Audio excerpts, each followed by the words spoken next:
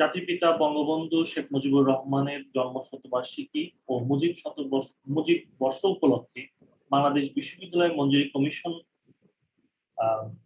আগামী 10 এবং 11 ডিসেম্বর 2021 তারিখে চতুর্থ শিল্প বিপ্লব বিষয়ক আন্তর্জাতিক সম্মেলন তথা international conference on fourth industrial revolution and beyond IC4IR 2021 আয়োজন করতে যাচ্ছে। এই সম্মেলনের সাথে আয়োজিত হতে যাচ্ছে উদ্ভাবনী ধারণা নিয়ে মুজিব শতবর্ষ আইডিয়া প্রতিযোগিতা 2021। জাতির পিতা বঙ্গবন্ধু শেখ মুজিবুর রহমানের জন্মশতবার্ষিকী উপলক্ষে বাংলাদেশ বিশ্ববিদ্যালয় মঞ্জুরি কমিশন আয়োজিত মুজিব শতবর্ষ আইডিয়া প্রতিযোগিতা 2021 ধারাবাহিক আয়োজনের আজকের প্যানেল আলোচনায় সবাইকে স্বাগত। অনুষ্ঠানের শুরুতে আমি ডক্টর শামীম মামুন, সেক্রেটারি মুজিব শতবর্ষ আইডিয়া প্রতিযোগিতা, শ্রদ্ধা জানাতে চাই 1975 সনের 15 আগস্টের শহীদ জাতির জনক বঙ্গবন্ধু শেখ মুজিবুর রহমান ও তার পরিবারের সকল সদস্যদের প্রতি। আরো শ্রদ্ধা জানাতে চাই বাংলাদেশের সুবর্ণ জয়ন্তীতে 1971 সালে মহান মুক্তিযুদ্ধে অংশগ্রহণকারী সকল মুক্তিযোদ্ধাদের। এই প্রতিযোগিতার উদ্দেশ্য হলো গিয়ে সর্বোচ্চ শিক্ষা স্তরে শিক্ষার্থীদের কাছ থেকে প্রাপ্ত উদ্ভাবনী ধারণাগুলো পর্যায়ক্রমে প্রকৃত বাজার যাচাই করে ন্যূনতম টেকসই পণ্য বা এমপিপি তৈরি করা, পাইলটিং এর মাধ্যমে সেই পণ্যগুলোর বিভিন্ন দিক বিবেচনা করে সম্ভাব্য ফলাফল সম্পর্কে অবগত হয়ে পণ্যের আধুনিকায়ন করা এবং ইন্ডাস্ট্রি এবং একাডেমিয়ার জয়েন্ট রিসার্চ যৌথ গবেষণার মাধ্যমে দেশের ও আন্তর্জাতিক বাজারের জন্য একটি কার্যকরী ও নির্ভরযোগ্য পণ্য বা সেবা উৎপাদন করা। আমাদের এই প্রতিযোগিতাটি দুটি ধাপে সম্পন্ন হবে, যার প্রথম ভাগে আছে মুজিব শতবর্ষ আইডিয়া প্রতিযোগিতা 2021 এবং দ্বিতীয় ধাপে এখান থেকে বাছাইকৃত 100টি আইডিয়াকে নিয়ে দেশি ও বিদেশি উদ্যোক্তাদের সামনে তুলে ধরে তা বাস্তবায়ন করা। প্রসঙ্গত উল্লেখ্য যে ইতিমধ্যে গণপ্রজাতন্ত্রী বাংলাদেশ সরকারের তথ্য ও যোগাযোগ প্রযুক্তি বিভাগের আইডিয়া প্রজেক্টের সহায়তায় সেরা 10টি আইডিয়াকে বাস্তবায়ন করার উদ্যোগ নিয়েছে বাংলাদেশ বিশ্ববিদ্যালয় মঞ্জুরি কমিশন ও তথ্য যোগাযোগ প্রযুক্তি বিভাগ বাংলাদেশ সরকার। ভার্চুয়াল প্ল্যাটফর্মে আয়োজিত এই গোলটেবিল আলোচনায় অনুষ্ঠানের সভাপতিত্ব করছেন বাংলাদেশ বিশ্ববিদ্যালয়ের মঞ্জুরি কমিশনের সম্মানিত চেয়ারম্যান প্রফেসর ডক্টর কাজী শহীদুল্লাহ স্যার। আমাদের এই অনুষ্ঠানে উপস্থিত হয়েছেন আজকের অনুষ্ঠানের সম্মানিত প্রধান অতিথি গণপ্রজাতন্ত্রী বাংলাদেশ সরকারের শিক্ষা উপমন্ত্রী ব্যারিস্টার মহিবুল হাসান চৌধুরী এমপি।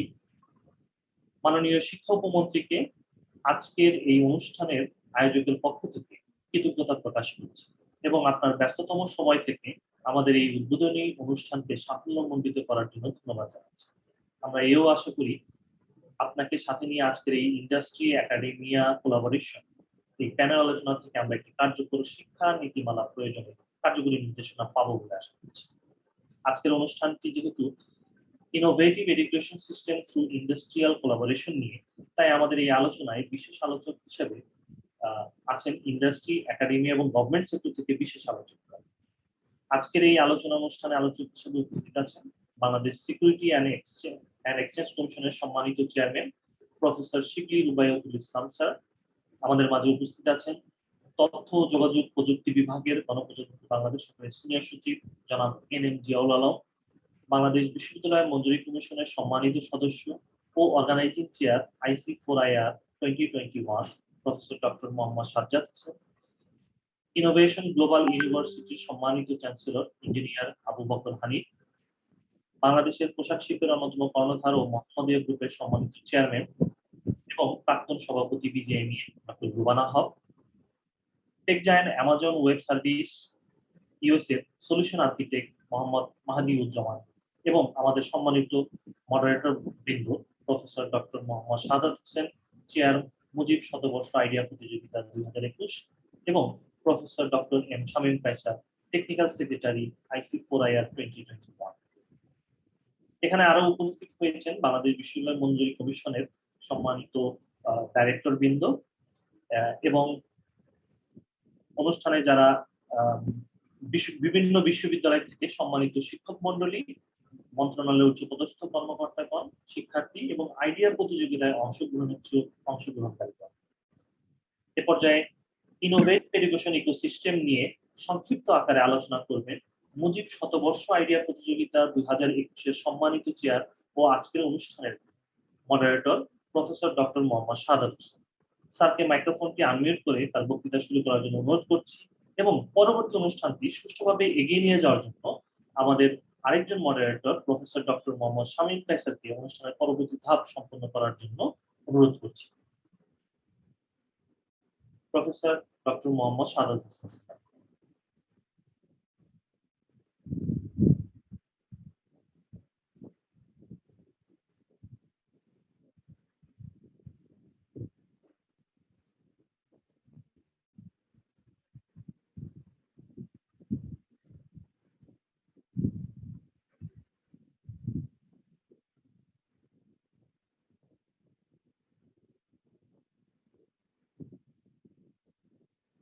ধন্যবাদ মুজিব শতবর্ষ আইডিয়া প্রতিযোগিতার সম্মানিত সেক্রেটারি ডক্টর শামীম আল মামুন। আমি প্রথমেই স্মরণ করছি হাজার বছরের শ্রেষ্ঠ বাঙালি জাতির পিতা বঙ্গবন্ধু শেখ মুজিবুর রহমানকে, যিনি আমাদেরকে এই বাংলাদেশ দিয়েছেন। আমি আরো স্মরণ করছি 15ই আগস্ট নির্মমভাবে ঘাতকের বুলেটে নিহত শেখ ফজিলুদ্দিন রাসেল এবং শহীদদের। আমরা 1985 সালে পেতাম যদি জাতির পিতা আমাদের মধ্যে বেঁচে থাকতেন। এখান থেকে বোঝা যায় জাতির পিতাকে হত্যার মধ্য দিয়ে বাংলাদেশের স্বপ্নকে কিভাবে হত্যা করা হয়েছে।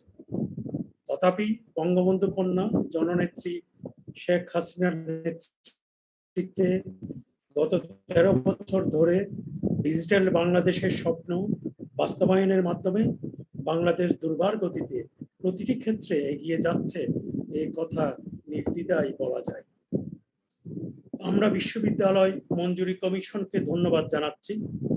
জাতির পিতার জন্ম শতবার্ষিকী উপলক্ষে ও বাংলাদেশের 50 বছর পূর্তি উপলক্ষে চতুর্থ শিল্প বিপ্লবের উপর অনন্য আন্তর্জাতিক কনফারেন্স আয়োজনের উদ্যোগ গ্রহণ করার জন্য। এই আয়োজন আমরা মনে করি বাংলাদেশের অগ্রযাত্রায়, বিশেষ করে উচ্চশিক্ষায় একটি নতুন দিগন্ত উন্মোচন করবে। মুজিব শতবর্ষ আইডিয়া প্রতিযোগিতা হচ্ছে এই কনফারেন্সের একটি কো-লোকেটেড ইভেন্ট। এই ইভেন্টকে সাফল্যমণ্ডিত করার জন্য আয়োজক কমিটি দিনরাত অক্লান্ত পরিশ্রম করে যাচ্ছে, কারণ এই ইভেন্টের সাথে আমাদের জাতির পিতার নাম জড়িয়ে আছে। তার ওই ধারাবাহিকতায় আজকে অনুষ্ঠিত হতে যাচ্ছে খুবই গুরুত্বপূর্ণ প্যানেল আলোচনা, যার প্রতিপাদ্য বিষয় হচ্ছে শিল্প সহযোগিতার মাধ্যমে উদ্ভাবনী শিক্ষার ইকোসিস্টেম, অর্থাৎ innovative education ecosystem through industrial collaboration. আমরা আশা করছি আজকের সবার বিদগ্ধ আলোচকদের আলোচনা থেকে আমাদের ছাত্র শিক্ষক নতুন আইডিয়া পাবে, যা তারা এই প্রতিযোগিতায় উপস্থাপন করতে পারবে। আমরা অত্যন্ত আনন্দিত এই আলোচনা সভায় প্রধান অতিথি হিসেবে উপস্থিত আছেন গণপ্রজাতন্ত্রী বাংলাদেশ সরকারের মাননীয় শিক্ষা উপমন্ত্রী মহিবুল হাসান চৌধুরী এমপি, যার উপস্থিতি আমাদেরকে সামনে এগিয়ে যেতে অনুপ্রাণিত করবে। আজকে সবার সম্মানিত সভাপতি, বাংলাদেশ বিশ্ববিদ্যালয় মঞ্জুরি কমিশনের সম্মানিত চেয়ারম্যান প্রফেসর ডক্টর কাজী শহীদুল্লাহ আমাদেরকে সার্বক্ষণিক দিক নির্দেশনা দিয়ে যাচ্ছেন। সর্বোপরি বিশ্ববিদ্যালয় মঞ্জুরি কমিশনের মাননীয় সদস্য প্রফেসর ডক্টর মোহাম্মদ সাজ্জাদ হোসেন এই কনফারেন্সের প্রতিটি বিষয় সুনিপুণভাবে পরিকল্পনা করছেন। আমরা অন্যান্যদের সার্বিক সহযোগিতার জন্য কৃতজ্ঞতা প্রকাশ করছি। এই প্রতিযোগিতার স্লোগান হচ্ছে স্থানীয়ভাবে উদ্ভাবন, বিশ্বব্যাপী পদার্পণ, ইংরেজিতে আমরা যেটাকে বলছি ইনোভেট লোকালি, স্কেল গ্লোবালি। আপনারা দেখতে পাচ্ছেন এটি হচ্ছে আমাদের প্রতিযোগিতার লোগো, যেখানে আমরা জাতির পিতার তর্জনী ব্যবহার করেছি। এই কারণে আমাদের বিশ্বকে জয় করতে হবে জ্ঞানে এবং প্রযুক্তিতে, যা বাংলাদেশকে উন্নয়নের অনন্য উচ্চতায় নিয়ে যাবে। আমি এখন এই প্রতিযোগিতা আয়োজনের মোটিভেশনের দিকে আলোকপাত করব। আমরা জানি পৃথিবীতে বিশ্ববিদ্যালয়গুলো হচ্ছে সবচেয়ে সম্পদশালী প্রতিষ্ঠান, কারণ তাদের রয়েছে অগাধ ভৌত অবকাঠামো এবং মানব সম্পদ। বিশেষ করে ডিজিটাল বিপ্লবের পর একবিংশ শতাব্দীতে প্রতি 18 মাসে জ্ঞানের পরিমাণ দ্বিগুণ হচ্ছে। কাজেই এই সম্পদের সর্বোত্তম ব্যবহার বিশ্ববিদ্যালয়গুলোর জন্য একটি চ্যালেঞ্জ হিসেবে বিবেচিত হচ্ছে। একটি নতুন লার্নিং প্যাডাগজি এর মাধ্যমে এই চ্যালেঞ্জকে মোকাবেলা করা যায়, যেখানে ছাত্র, শিক্ষক এবং ইন্ডাস্ট্রির মধ্যে একটি যোগসূত্র স্থাপন করা যাবে। একটি ইনোভেটিভ এডুকেশন ইকোসিস্টেমের মাধ্যমে বিশ্ববিদ্যালয়ের ছাত্র শিক্ষকদের সাথে ইন্ডাস্ট্রির সেতুবন্ধন রচনা করা যেতে পারে। এখানে ইনোভেশন অর্থাৎ উদ্ভাবনকে সংজ্ঞায়িত করতে হবে এইভাবে: উদ্ভাবন হচ্ছে আবিষ্কার ও কমার্শিয়ালাইজেশনের সমন্বিত রূপ, যেখানে আবিষ্কার ও কমার্শিয়ালাইজেশনের মধ্যে সার্বক্ষণিক ইন্টিগ্রিটি পরিলক্ষিত হবে। এই সমন্বিত রূপ একটি সিস্টেমের মধ্যে গতিশীলতা ও বিবর্তনকে নিশ্চিত করবে। কোন সিস্টেমের এগিয়ে যাওয়ার এটি হচ্ছে মূল মন্ত্র। এতে করে প্রযুক্তি নির্ভর দক্ষ জনশক্তি তৈরি করা যাবে, যা বর্তমান সরকারের 2041 সালের রূপকল্প তথা একটি উন্নত বাংলাদেশ হওয়ার স্বপ্নকে বাস্তবে রূপ দেবে, যখন আমাদের মাথাপিছু আয় হবে $15,000, যা বর্তমানে $2200 কিছু বেশি। আপনারা দেখতে পাচ্ছেন এই ইনোভেটিভ এডুকেশন ইকোসিস্টেমের একটি ফ্রেমওয়ার্ক। এই ফ্রেমওয়ার্ককে আমরা দুই ভাগে ভাগ করেছি। একদিকে রয়েছে আইডিয়া প্রতিযোগিতা, আর অন্যদিকে রয়েছে একাডেমিয়া শিল্পের মধ্যে সহযোগিতা। আইডিয়া প্রতিযোগিতা সেপ্টেম্বরে শুরু হয়ে ডিসেম্বর 2021-এ শেষ হবে। অন্যদিকে একাডেমিয়া শিল্প সহযোগিতা জানুয়ারি 2022 সালে শুরু হয়ে জুন 2022 সালে শেষ হবে। এই ফ্রেমওয়ার্কের অনন্যতা এইখানে, এটি একটি আইডিয়াকে শুরু করবে এবং এই আইডিয়াকে একটি কোম্পানিতে, স্টার্টআপে রূপান্তরিত করে মার্কেটে নিয়ে যাবে। আপনারা একাডেমিয়া শিল্প সহযোগিতার ধাপগুলো দেখতে পাচ্ছেন। প্রথম ধাপে আছে ইনকিউবেশন, পাইলটিং এবং যৌথ গবেষণা। এই মডেলটাকে আমরা বাইল্যাটারাল মডেল বলবো না, এটাকে আমরা ট্রাইল্যাটারাল মডেল বলতে পারি, কারণ এখানে ছাত্ররা, গবেষকরা যেমন থাকবে, শিল্প থাকবে, একইভাবে এখানে যারা ইউজার, কাস্টমাররাও কিন্তু এই মডেলের মধ্যে থাকবে। এটা আরেকটা তার অনন্য রূপ। আমরা 10টা বিষয়ের উপর আইডিয়া প্রতিযোগিতা আহ্বান করেছি, যেটা আমাদের সাস্টেইনেবল ডেভেলপমেন্ট গোলের সাথে সম্পর্কিত। এবং আমরা আনন্দের সাথে আমরা আজকে মাননীয় প্রধানমন্ত্রী জননেত্রী শেখ হাসিনাকে এই সবার মধ্য থেকেও আমরা অভিনন্দন জানাতে চাই, যাকে এসডিজি অ্যাওয়ার্ড কনফার্ট করা হয়েছে এবং যাকে ইন্ট্রোডিউস করা হয়েছে Jewel in the crown of the day. আমরা এখন আমাদের মূল আলোচনা শুরু করব।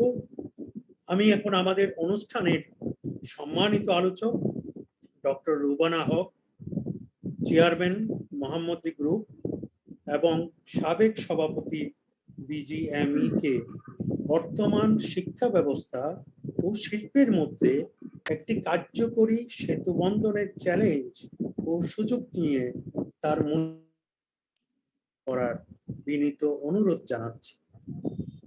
ডক্টর রুবানা হক। শ্রদ্ধেয় শাহাদত ভাই, শহীদুল্লাহ ভাই, সাজ্জাদ ভাই, মাননীয় শিক্ষা উপমন্ত্রী, ধন্যবাদ আমাকে আজকে চেয়ারম্যানও জয়েন করেছেন। আপনারা একটু প্যানেলিস্ট করে নিন। শিবলি ভাই, আশা করি সবাই ভালো আছেন। ধন্যবাদ আমাকে সুযোগ দেওয়ার জন্য, কিছু বলার জন্য।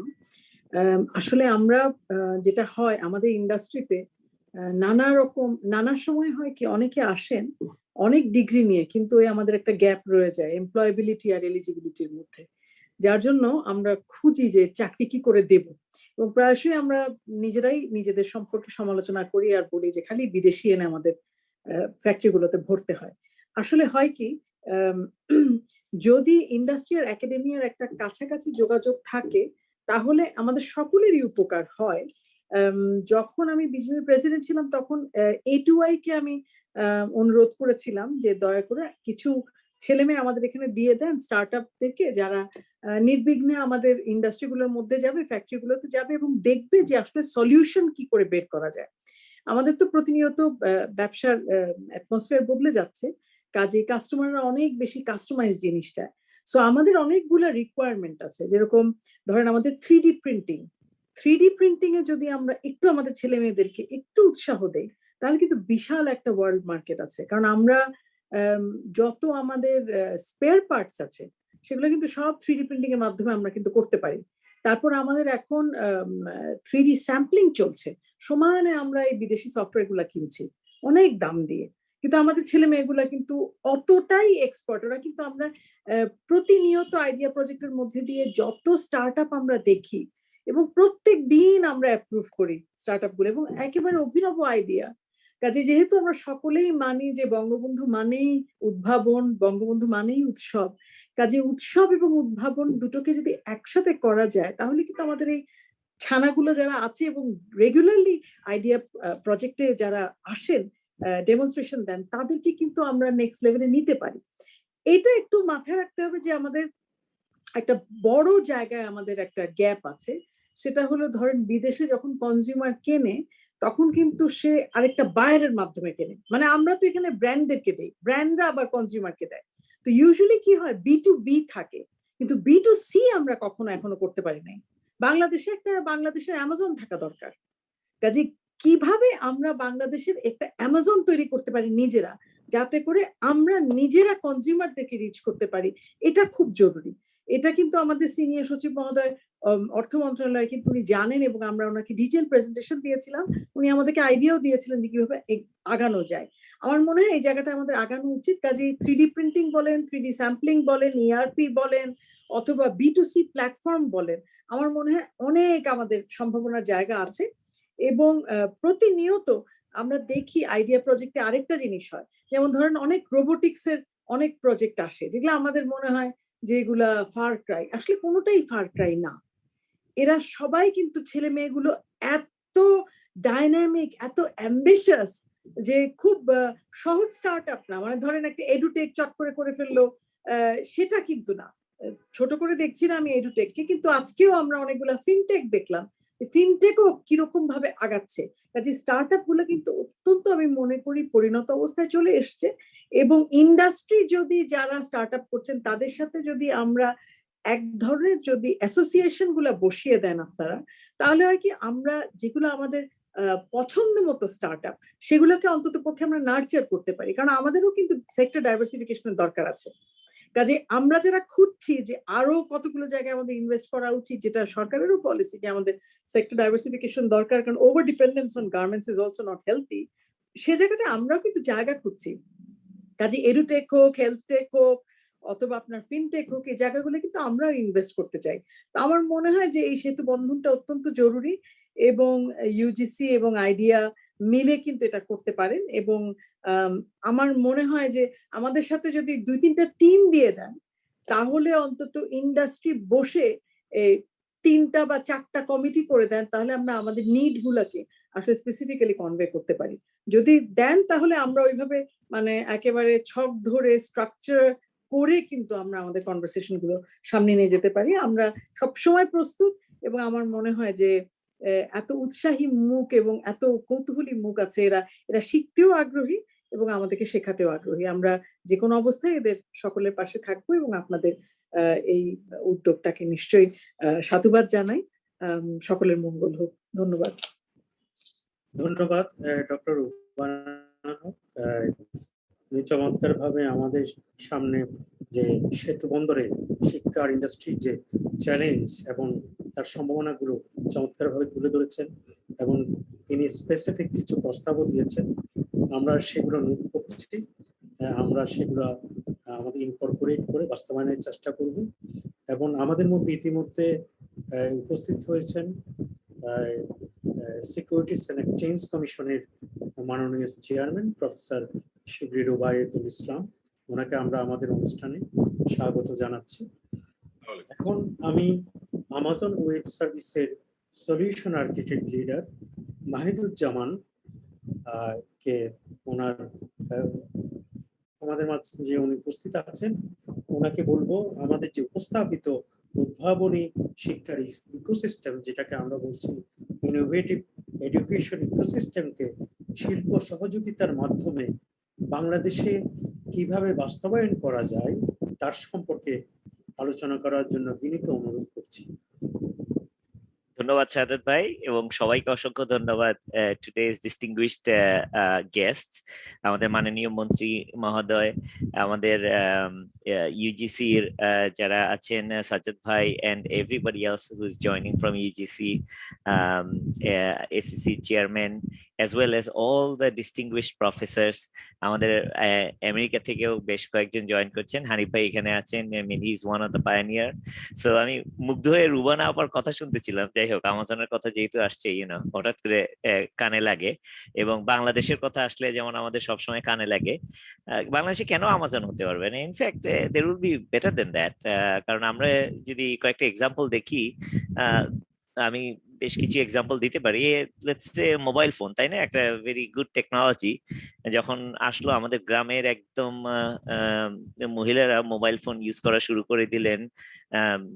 পড়াশোনা কোনো ব্যাপার না, they just got the skills and they started implemented, একদম ওয়ার্ল্ড ওয়াইড একটা এক্সাম্পল হয়ে গেলেন। বিকাশ চলে আসলো, ক্যাশলেস ইকোনমি বলি বা যাই বলি, ডিজিটাল মানি বা inclusive economy, it just started right there. It's actually the largest আমি বলবো যে mobile finance provider, mobile economy provider in the whole world. So আমরা তো already there, we are doing the largest and the best things. আমাদের ছেলেমেয়েরা আমরা দেখেছি বিভিন্ন জায়গায়, they are amazing, truly amazing.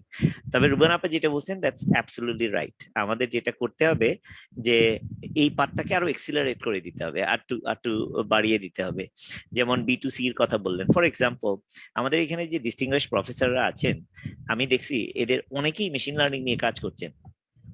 Computer vision বলি, রেকমেন্ডেশন বলি, বা যে কোনো ধরনের বিভিন্ন ধরনের মডেল নিয়ে কাজ করছেন। সো আমাজনে গেলে কি করি, আমাজনে গেলে দেখা যায় যে একটা জিনিস কিনতেছি, সাথে নিচে লেখা থাকে প্লাস প্লাস প্লাস, মানে তিনটা একসাথে কেন। So that's a recommendation engine. This is our teachers are expert on it. Actually our students at a bachelor's level তারা এই ব্যাপারে লিখছে, থিওরি লিখতেছে, they are learning those things. So তার মানে একাডেমিয়া সাইডে বেশ কিছু অ্যাক্টিভিটি অলরেডি হচ্ছে, that is making us to the next level. Ruban আপা আরো একটা কথা বলছেন যে 3D printing, it's a massive একটা অপরচুনিটি। কারণ আগে আমরা কালি দিয়ে প্রিন্ট করতাম, আগে আমরা প্লাস্টিক দিয়ে প্রিন্ট করতাম। Now you print in metal, now you print in wood, now you print in all other things. So it's like it is an up and coming that we can leapfrog others. মানে আমরা অন্য সবাইকে পার হয়ে completely যাব। আমি চেষ্টা করবো বাংলায় বলার জন্য। I think this is very important. যত বড় বড় জায়গাতে আমরা যাই না কেন, তাদের নেটিভ ল্যাঙ্গুয়েজে তারা এটা চেষ্টা করে, তাদের নিজস্ব ভাষায় যতটুকু সম্ভব সব অনেকগুলো ইনোভেশন করে, এবং তারা গ্লোবালি স্কেল করার জন্য তারা অবশ্যই বিদেশি ভাষায় কথা বলে। আরেকটা জিনিস যেটা দেখছি, তো একাডেমিয়া সাইডে আমার মনে হয় অনেকগুলা জিনিস কম্পোনেন্ট অলরেডি আছে। এবার ইন্ডাস্ট্রি সাইডে কি অবস্থা? ইন্ডাস্ট্রি সাইডেও কিন্তু আমরা অনেক কিছু করছি। আমি কয়েকটা এক্সাম্পল তো অলরেডি দিলাম, যেমন টেকনোলজি ক্ষেত্রে বলি, গার্মেন্টস এর ক্ষেত্রে বলি, we are leading all those. বিভিন্ন ভাবে আমরা লিড করছি। How do we march them together? That's why এই যে ডাবলির কথা আমরা যেটা বলছি, ইনোভেটিভ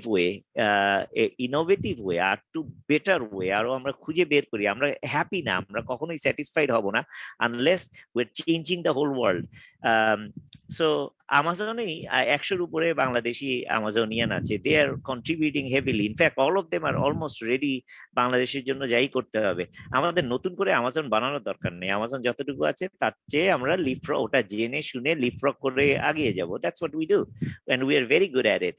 শুধু এটাই না, আরেকটা জিনিস হলো যে আমরা যখন টাচ করবো, we are gonna touch everybody all the way at the end. কারণ আমাদের কিন্তু ইনক্লুসিভ ইকোনমি। আমরা যদি দেখি আমাদের গভর্নমেন্টের পলিসিগুলো যদি দেখি, এই শহর আর শহর থাকবে না, গ্রামও শহর হয়ে যাবে। মানুষের স্বাস্থ্য এখানে থাকবে না, স্বাস্থ্য সেবা একদম গ্রামে পেয়ে যাবে। আমাদের ইনফরমেশন যদি জানে ঢাকাতে আসতে হবে না, একদম গ্রামে পেয়ে যাবে। আমাদের ওই যে ভূমি মন্ত্রণালয়ের যদি ওই যে যেটা পর্চা যদি দরকার হয়, যে কেউ যে কোনো জায়গা থেকে কালেক্ট করতে পারে। Very very inclusive. পৃথিবীর খুব কম দেশই কিন্তু এগুলো করতে পারছে। So we are almost there. আমি দেখি এত বেশি পজিটিভ জিনিস আছে, আমরা just putting it together. Mujib 100 আইডিয়ার একটা জিনিস আমার সবচেয়ে ভালো লাগছে, যে ওর gonna be focusing on actually যেটা দরকার লাগে। সো আমরা ব্যবহার করছি পিআরএফএকিউ, মানে কি অ্যাকচুয়াল কাস্টমারকে একটা স্টেটমেন্ট দিব, তারপরে ব্যাকওয়ার্ড কাজ করে আমরা এই আইডিয়াটাকে ইমপ্লিমেন্ট করব। সো আইডিয়াটা যাই হোক, ওটা আমরা ম্যাচিউর করব কাস্টমারের পক্ষ থেকে, এন্ড ইউজারের পক্ষ থেকে, এমপ্যাথেটিক ভাবে। So that's I love about that one. In fact এইভাবেই ইনোভেশন গুলা, যে কোনো ইনোভেটিভ কোম্পানি গুলা become very very successful, very large, very scalable, খুব কুইকলি। সো উইথ দ্যাট আমি বলবো যে আমরা উই আর জাস্ট স্টার্টিং। এখন থেকে আমি বলবো না আপনারা, এই শব্দটা আমাদের মনে ভোকাবুলারি থেকে কমপ্লিটলি বাদ দিয়ে দেওয়া উচিত। আমাদের সবার বলা উচিত আমরা বাংলাদেশি, আমরা এই দেশকে আমরা সবাই মিলে এগিয়ে নিয়ে যাব। এখানে হ্যাঁ ভুল ত্রুটি অবশ্যই থাকবে, এটা কোনো ব্যাপারই না। আমরা হোঁচট খাবো, কিন্তু আমরা আরো আগে যাব, এবং এটা সবই আমরা। এটা কেউ আপনারা বলার আমার মনে হয় এটা আমাদের শব্দকোষ থেকে দূরে সরিয়ে দেই। আমরা বলবো we're gonna do it together, we're gonna be doing it everybody unified way, যাতে আমরা পুরো দেশটাকে সবাইকে আমরা একসাথে আগিয়ে নিতে পারি। উইথ দ্যাট আমি বলবো যে এই যে শামীম আল কায়সার ভাই আছেন, এবং ডক্টর আল মামুন শামীম ভাই আছেন, এবং শাহাদাত ভাই আছেন, they are doing unbelievably amazing job. দিনরাত কেটে এটা যে করতেছেন, just wanted to tell you, আমাদের যে আমি এক্সাক্ট নাম্বারটা জানি, 56 লক্ষ বোধহয় আমাদের স্টুডেন্টরা আছেন, স্টুডেন্ট বডি যেটা আন্ডার ইউজিসি আছে, এদেরকে যদি আমরা মানুষ বানিয়ে দিতে পারি এই যে ইনিশিয়েটিভের মাধ্যমে, ইন নেক্সট জেনারেশন বাই 2041 আমাদের যে ভিশন আছে ডিজিটাল বাংলাদেশের নেক্সট ভিশনটা, আমাদের বাংলাদেশ নেক্সট, এই জায়গাতে এই 56 লক্ষ যেই কন্ট্রিবিউশনটা করতে পারবে, I don't think we're going to be leading the whole world. So with that, thank you very much শাহাদাত ভাই আমাকে সুযোগ দেওয়ার জন্য। আমি একটু এক্সট্রা সময় নিলাম। I am just looking forward to এই স্রোতে আমরা কত দূর চলে যেতে পারবো সেটার জন্য। থ্যাংক ইউ শাহাদাত ভাই। ধন্যবাদ জনাব মাহিরুজ্জামান ভাই। শিল্প একাডেমিয়ার সহযোগিতার মাধ্যমে দক্ষ জনশক্তি তৈরি, এই স্লোগান নিয়ে যুক্তরাষ্ট্রের ইনোভেটিভ গ্লোবাল ইউনিভার্সিটি যাত্রা শুরু করে। উক্ত বিশ্ববিদ্যালয়ের চ্যান্সেলর ইঞ্জিনিয়ার আবু বকর হানিফকে প্রস্তাবিত ইনোভেটিভ এডুকেশন ইকোসিস্টেমের আলোকে বিষয়টি বিশ্লেষণ করার জন্য বিনীতভাবে অনুরোধ করছি। আসসালামু আলাইকুম। আজকের এই কনফারেন্সের প্রধান অতিথি জনাব মাননীয় মন্ত্রী Mohibul Hasan Chowdhury, and then professor Shibli Rubayet sir, ওনার সাথে আমার আমেরিকাতেও দেখা হয়েছিল, professor doctor Shahadat Hossain, professor doctor Sajjad Hossain সহ অনেকেই আছেন, রুবানা হক, ওনার সাথে আমার দেখা হয়েছিল, ইন্ডাস্ট্রি লিডার্স, মাহাদুজ্জামান ভাইয়ের সাথে আমাজন উনি কাজ করছেন, ওনার সাথে আমরা কাজ করছি। বেসিক্যালি মুজিব শতবর্ষ শত আইডিয়া প্রতিযোগিতা, এটা সময় উপযোগী এবং এটার মাধ্যমে অনেক ইনোভেটিভ জিনিস নিয়ে আসবে। তো আমি আমার কাজটা আমি শেয়ার করতে পারি, বেসিক্যালি ইন্ডাস্ট্রি এবং একাডেমিয়ার সাথে আমি কিভাবে সংযুক্ত হলাম। আমি এই দেশে যখন ইলেকট্রনিক ইঞ্জিনিয়ারিং পাশ করে বাংলাদেশ থেকে যখন এসেছি, তখন কাজ পাচ্ছিলাম না, আমাকে ওয়ার্ক জব করতে হয়েছিল। আমি এখানে কম্পিউটার মাস্টার্স করেছি উইথ 4.0 জিপিএ, সেটাও আমাকে কাজ দিতে পারে না।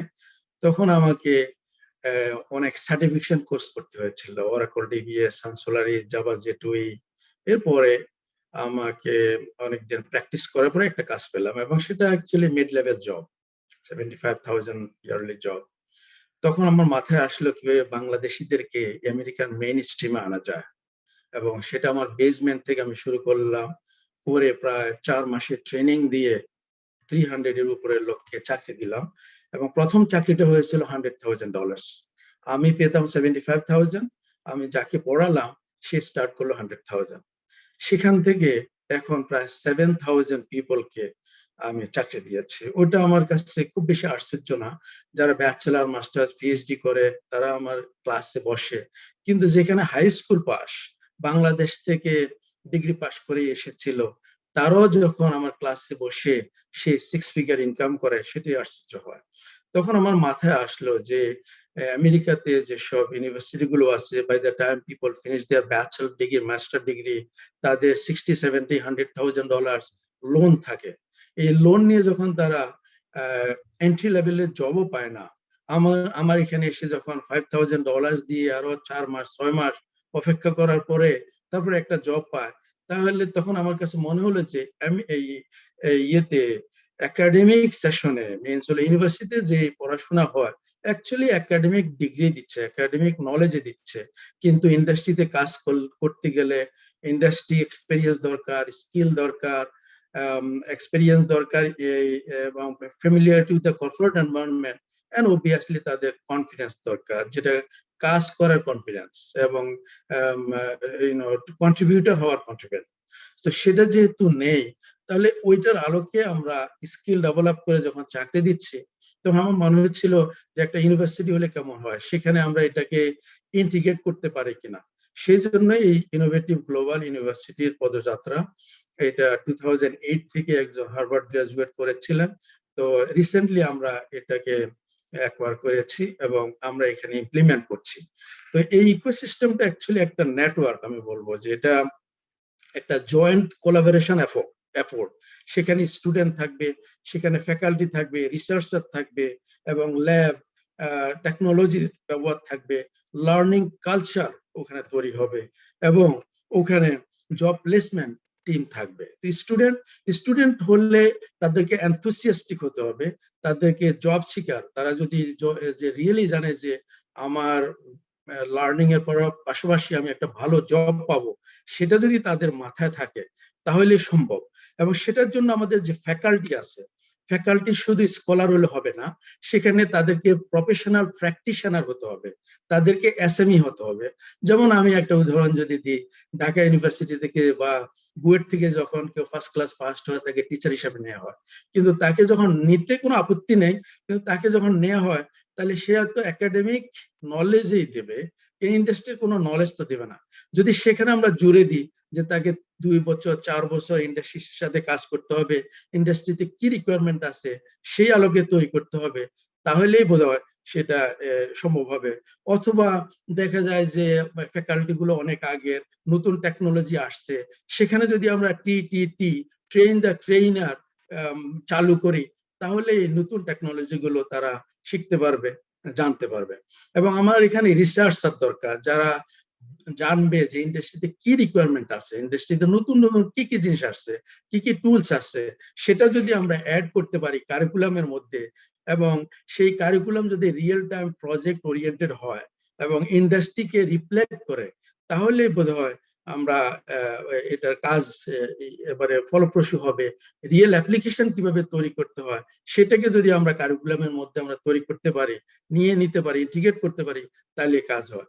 তারপরে ল্যাব তৈরি করতে হবে, সেখানে ল্যাব আছে, টেকনোলজিক্যাল ব্যবহারটা এখানে রাখতে হবে, অর্থাৎ creating replica of work environment in the classroom settings. যদি সে হয়, তাহলে স্টুডেন্টরা লার্ন করবে। তারা যেমন ইন্ডাস্ট্রিতে একজন সিইও হিসাবে যদি কেউ হায়ার করে বা ম্যানেজার হিসাবে কেউ এন্ট্রি লেভেলের লোককে হায়ার করে, করার পরে তাকে 6 মাস 1 বছর শিখাতে হয়, এবং শিখাবে, সে রিসোর্স ইউটিলাইজ করবে, সে তার কলিগদের থেকে শিখবে, এনভায়রনমেন্ট থেকে শিখবে, এবং স্যালারি দেওয়া হবে। কিন্তু 6 মাস 1 বছর পরে সে যখন অন্য জায়গায় চলে যাবে বেটার জবের জন্য, বেটার অপরচুনিটির জন্য, তখন যারা শিখালো তারা বলবে যে আমার তো রিটার্ন অন ইনভেস্টমেন্ট আসতেছে না, তখন তারা ডিসকারেজ হবে এই এন্ট্রি লেভেলের জব লোকজনকে নিতে। সেই জন্য এন্ট্রি লেভেলের কোনো অপরচুনিটি নাই, তাহলে জবটা অ্যাকচুয়ালি মিড লেভেল সিনিয়র লেভেলের। তো সেই লার্নিং কালচারটা এখানে যদি তৈরি করা যায়, অর্থাৎ টিচার হবে এন্ট্রি লেভেলে যারা ঢুকে ইন্ডাস্ট্রি থেকে যারা শিখবে, যারা কলিগদের থেকে শিখবে, আমি মনে করি যে টিচার গুলো হবে কলিগের মতো। তারা এনভায়রনমেন্ট অনুসারে তাদেরকে শিখাতে হবে এবং পিয়ার রিভিউ হবে, এখানে পিয়ার লার্নিং হবে, তাহলেই সম্ভব আর কি।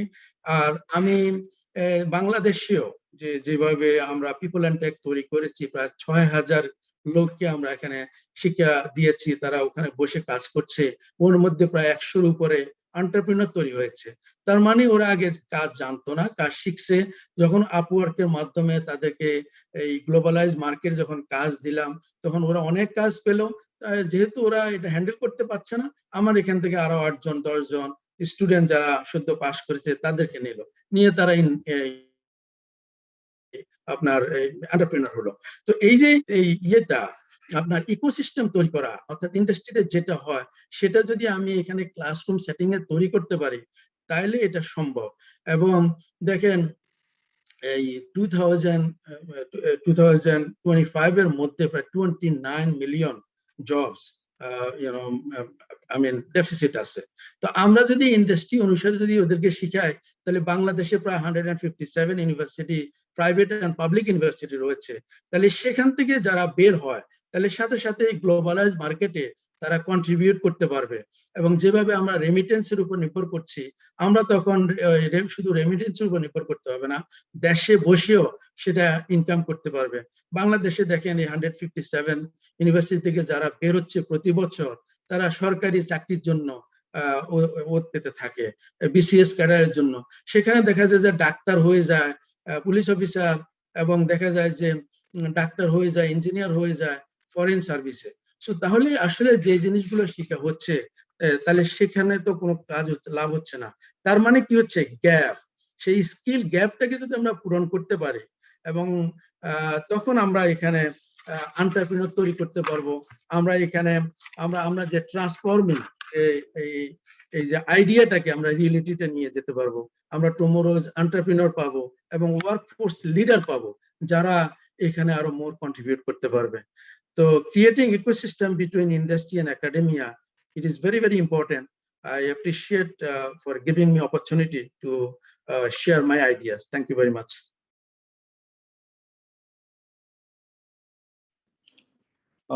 ধন্যবাদ সম্মানিত আলোচক ইঞ্জিনিয়ার আবু বকর হানিফ।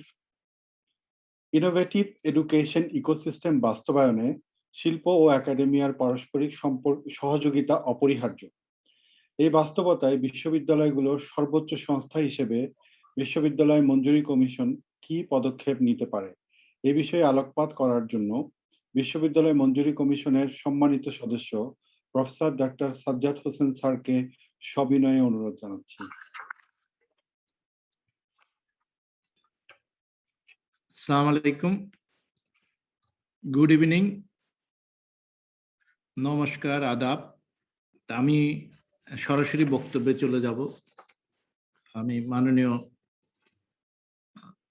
শিক্ষা উপমন্ত্রী উপস্থিত আছেন এবং মাননীয় চেয়ারম্যান প্রফেসর শিবলি রুবায়েত উপস্থিত আছেন, এবং আমাদের মাননীয় চেয়ারম্যান উপস্থিত থাকার কথা ছিল, উনি অসুস্থ, সে কারণে ওনার উপস্থিতি এবং অন্যরা যারা বক্তব্য রেখেছেন, বিশেষ করে আমাদের ডক্টর রুবানা হক, আমাদের মাহাদিউজ্জামান এবং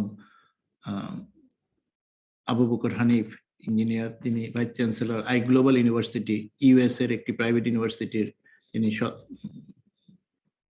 চ্যান্সেলর, এবং প্রফেসর শাহাদাত হোসেন, সবাইকে, যারা প্রফেসর এখানে সংযুক্ত আছেন, বিশ্ববিদ্যালয়গুলির সাথে সংযুক্ত আছেন, বিভিন্ন বিশ্ববিদ্যালয়ের ফোকাল পয়েন্ট। আমরা যে কোয়েশ্চেনটা এসেছে, আমি প্রথমেই স্মরণ করছি 1000 বছরের শ্রেষ্ঠ বাঙালি জাতির পিতা, অবিসংবাদিত নেতা বঙ্গবন্ধু শেখ মুজিবুর রহমানকে।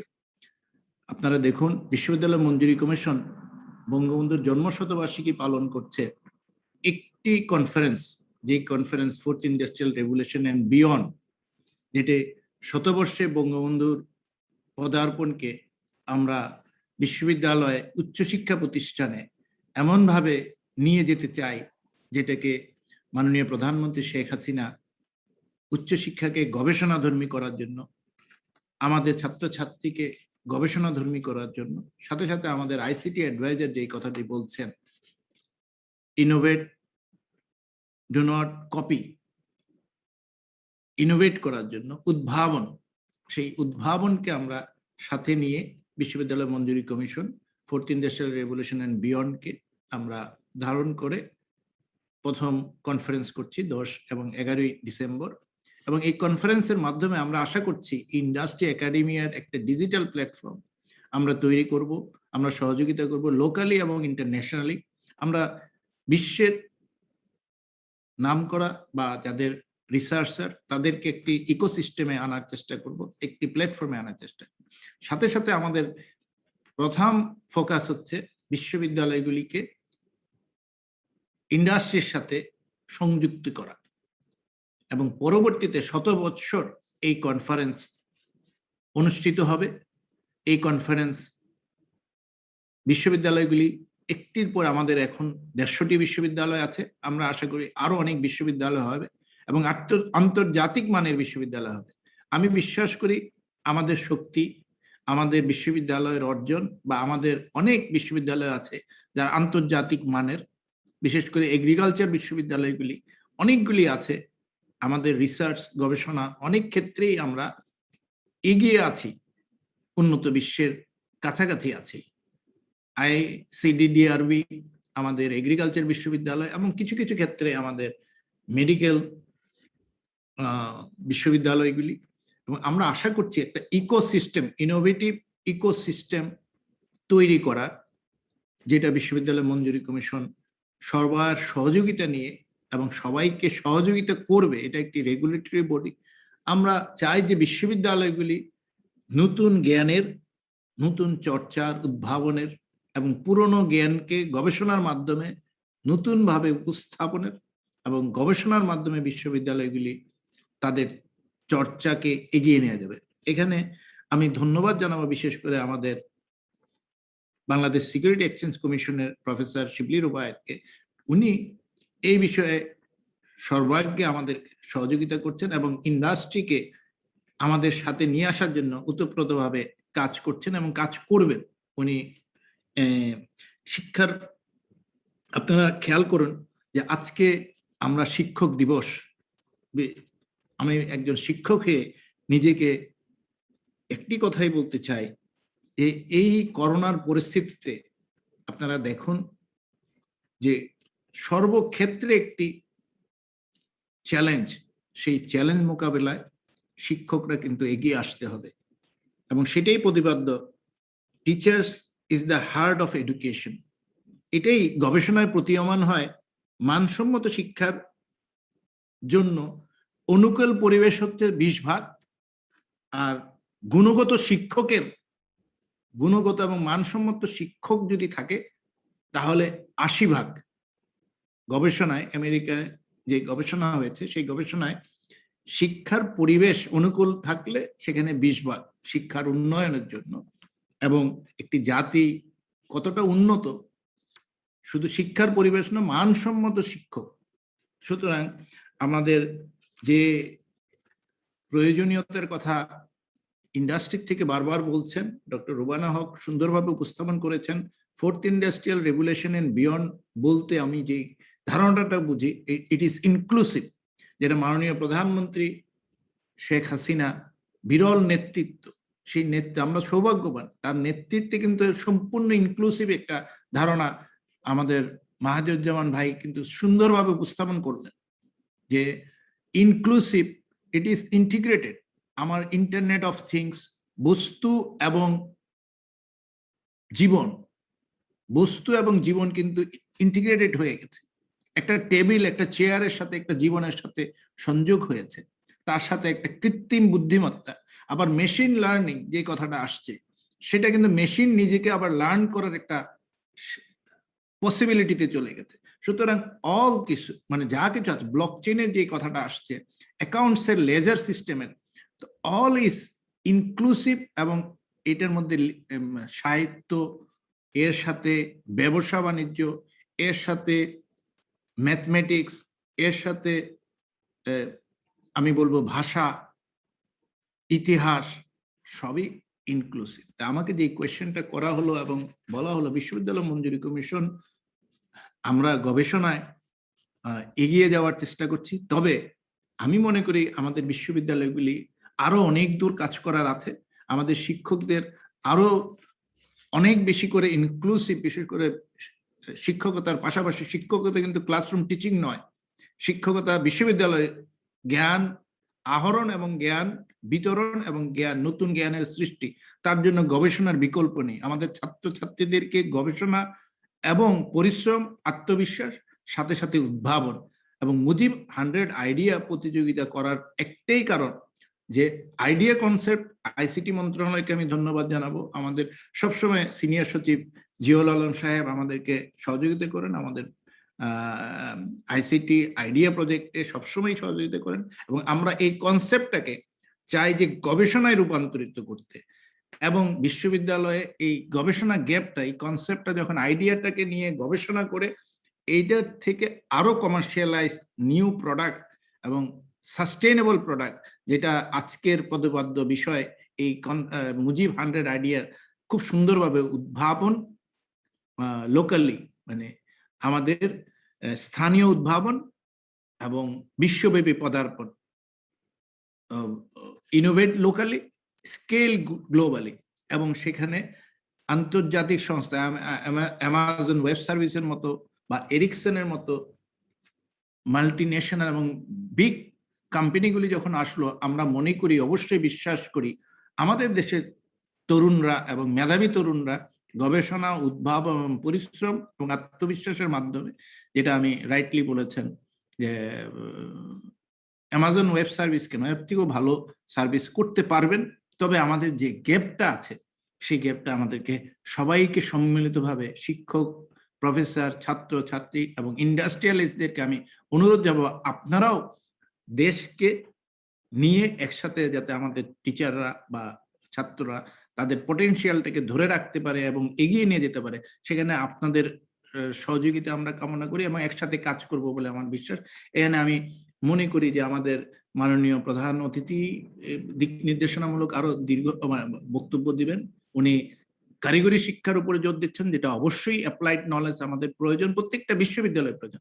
আর প্রফেসর শিবলি রুবায়ের, আমি আশা করব উনিও যেহেতু একদম ইন্ডাস্ট্রির সাথে একেবারেই ওতপ্রোতভাবে জড়িত এবং রেগুলেটরি বডি হিসেবে কাজ করছেন, উনি বাংলাদেশের নিট, যে নিট বেসড, ডক্টর রোবানা হক বলছেন, নিট বেসড আমাদের কারিকুলাম এবং আমাদের ল্যাব, আমাদের 4th ইন্ডাস্ট্রিয়াল রেভলিউশনের বিয়ন্ডে কিভাবে আমাদের গবেষণা সেল করা, কিভাবে ইউনিভার্সিটিগুলিকে সাজানো এবং আমাদেরকে তৈরি করা, সেখানেও ওনার দিক নির্দেশনা থাকবে এবং সামনে আমরা আরো ওতপ্রোতভাবে কাজ করতে পারবো। এই বলে আমি আমার যেই প্রফেসর শামীম কায়সার যে কোয়েশ্চেনটা করেছেন যে বিশ্ববিদ্যালয় মঞ্জুরি কমিশন সম্পূর্ণ ওপেন এবং কাজ করতে চায় এবং করছে, আশা করি আরো বেশি করা উচিত। আমি মনে করি আরো বেশি আমাদেরকে ডাইনামিক, আরো বেশি ডিজিটাল বাংলাদেশ অলরেডি 10-12 বছর হয়ে গেছে, 13 বছর হয়ে গেছে, সুতরাং আমরা পিছিয়ে থাকার স্কোপ নাই। আমরা এই জায়গায় আছে, আমাদেরকে আরো এগিয়ে যেতে হবে, আমাদেরকে আরো বেশি করে ইনভলভ হতে হবে সায়েন্স এন্ড টেকনোলজিতে, গবেষণায়, উদ্ভাবনে এবং ছাত্রছাত্রীদের সাথে আরো বেশি সংযোগ এবং ইন্ডাস্ট্রির সাথে সংযোগ স্থাপন করব। এতটুকু বলে ধন্যবাদ সবাইকে এবং জয় বাংলা, জয় বঙ্গবন্ধু। ধন্যবাদ সাজ্জাদ স্যার। শিবলি রুবায়েত স্যারের কাছে যাওয়ার আগে আমি একটি কোয়েশ্চেন পূর্ববর্তী আলোচকদের কাছে করতে চাই। ইনোভেটিভ এডুকেশন ইকোসিস্টেম বাস্তবায়নে সরকার, বিশ্ববিদ্যালয় এবং শিল্প কারখানা সবাইকে একসাথে কাজ করতে হবে। আমরা জানি বিশ্ববিদ্যালয়ের সাথে শিল্প কারখানার একটা গ্যাপ আছে।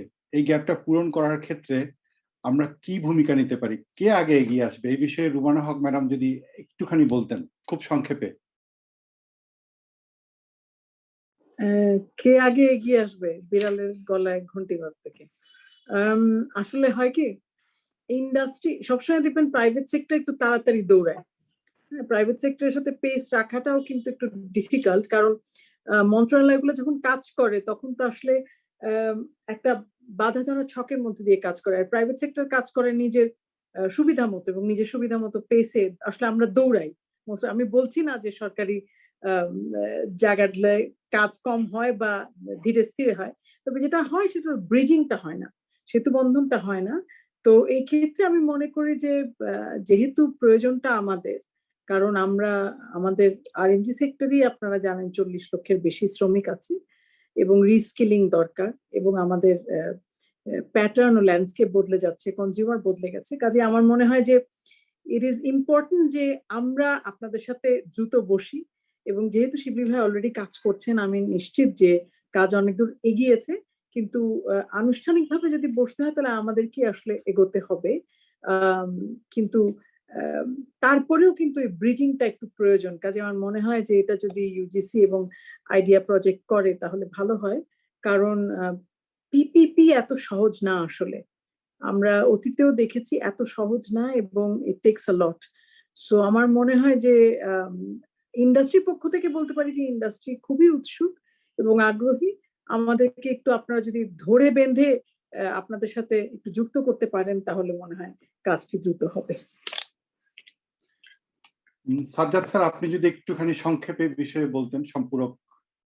না, আমি মনে করি যে আমি যেটা বলবো, আমাদের টিচাররাও এরকম সাইলোর মধ্যে আছেন, ইন্ডাস্ট্রিও সাইলোর মধ্যে আছেন, কিন্তু ইন্ডাস্ট্রি যেটা উনি সঠিকভাবে বললেন, ইন্ডাস্ট্রি যেহেতু they need profit and they want to survive and explore potential of Bangladesh.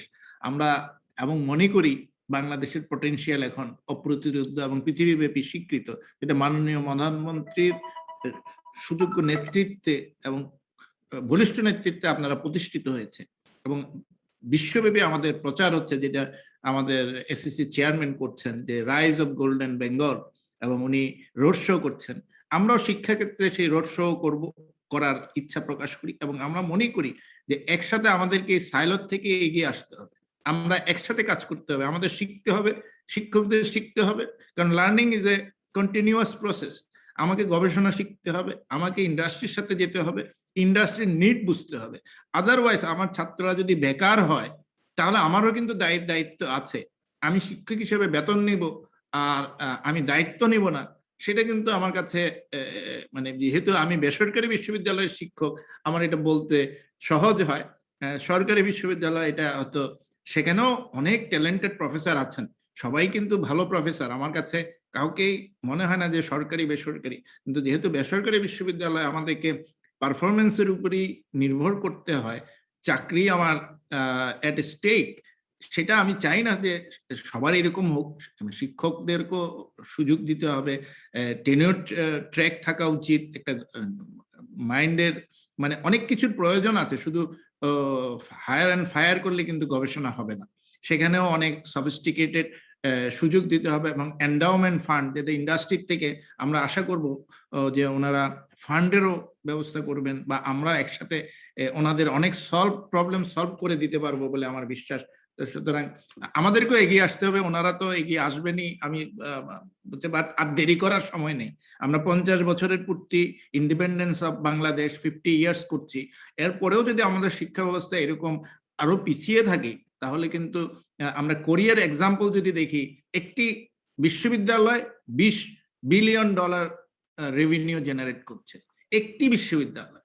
সেখানে আমাদের বিশ্ববিদ্যালয় আশা করব আমাদের বিশ্ববিদ্যালয়গুলি এরকম জেনারেট করার দিকে, ওয়েল জেনারেটের দিকে চিন্তা ভাবনা করবে এবং আগাবে, পিছিয়ে থাকবে না। আমরা পার হতে হলে আমাদেরকে আরো বেশ কিছু পরিশ্রম করতে হবে, আরো কিছু পরিকল্পনা করতে হবে। আমি এটা ব্যাপারে, উনি বিশিষ্ট শিক্ষাবিদ, উনি এখন ইন্ডাস্ট্রির সাথে আছেন, আমি মনে করি যে ওনার কাছ থেকেও আমরা কিছু, আর আমাদের চেয়ারম্যান স্যার সবসময় এই ইন্ডাস্ট্রি একাডেমিয়া জন্য যুক্ত থাকেন, এবং আমাদের মাননীয় প্রতিমন্ত্রী, উপমন্ত্রী এবং শিক্ষামন্ত্রী সবসময় এই কথাটাই বলছেন, নতুন ওনারা দেখবেন শিক্ষা ব্যবস্থায় নতুন একটা পরিবর্তন আনার জন্য সচেষ্ট আছেন, যেটা মাননীয় প্রধানমন্ত্রীও যাচ্ছেন। আমরা সবাই একসাথে, সবাই চাচ্ছেন, কিন্তু এই গ্যাপটাও বোঝা যাচ্ছে একদম ক্লিয়ার। সুতরাং আমাদের সবাইকে কাজ করতে হবে। ধন্যবাদ স্যার। আবু বকর হানিফ স্যারকে খুব সংক্ষেপে বলার জন্য অনুরোধ করব। আইইই বাস্তবায়নে বর্তমান শিক্ষা পদ্ধতিতে কি পরিবর্তন আনা প্রয়োজন? মাননীয় সদস্য মহোদয়, আমাদের এই পর্যায়ে কি আমরা কি ওপেন ডিসকাশন করছি নাকি মানে ফিক্সড আলোচনা করছি, কারণ আমি আমরা- আসলে একটু প্র্যাকটিস হয়ে গিয়েছিলাম। মানে আমি কানেক্টেড আছি। এটা প্যানেল ডিসকাশন তো জি, panel আমি discussion আছে। একটু ইয়ে করছি, আমরা মুজিব 100 আইডিয়া কনসেপ্ট থেকে এখানে প্যানেল ডিসকাশন করছি। জি জি জি, থ্যাংক ইউ। না, আমি শুনছিলাম সবার আপনাদের আলোচনা শুনছিলাম। আমি আপনি আসলে যদি ঠিক কোনো মানে মানে- গাইডলাইন দেন বা কোনো কিছু বলেন তাহলে, বা না, আমরা কি আসলে প্যানেল ডিসকাশন পর্বটা কতক্ষণ চালিত হবে? কারণ আমরা তো 7:30 থেকে কানেক্টেড আছি। তো আমাদের পরবর্তী মানে আজকের এই আলোচনাটা কি আমরা কি এখন আমাদের সিকিউরিটি এক্সচেঞ্জ কমিশনের চেয়ারম্যান মহোদয় আছেন, আমরা কি ওনাদের থেকেও কিছু শুনে ফেলবো, তারপরে প্যানেল ডিসকাশন করবো? প্যানেল ডিসকাশন তো মোটামুটি একটা হয়েছে। এখন এটা কি র্যাপ আপ আপনার হয়ে যাচ্ছে। জি, তাহলে জি, আমরা thank you. সিকিউরিটি এক্সচেঞ্জ কমিশনের চেয়ারম্যানের কাছে আবুকর হানিফ যদি 1 মিনিট বলে আমাকে, মানে আমি বুঝতে পেরেছি যে অনেকক্ষণ হচ্ছে, সুতরাং সিকিউরিটি এক্সচেঞ্জ কমিশনের চেয়ারম্যানের কাছে চলে যাব আমরা। হানিফ স্যার শুধুমাত্র এক কথায় বলেন, পরিবর্তনের প্রয়োজন আছে কিনা আমাদের। না, এই প্রশ্নটা একটু করবেন কি?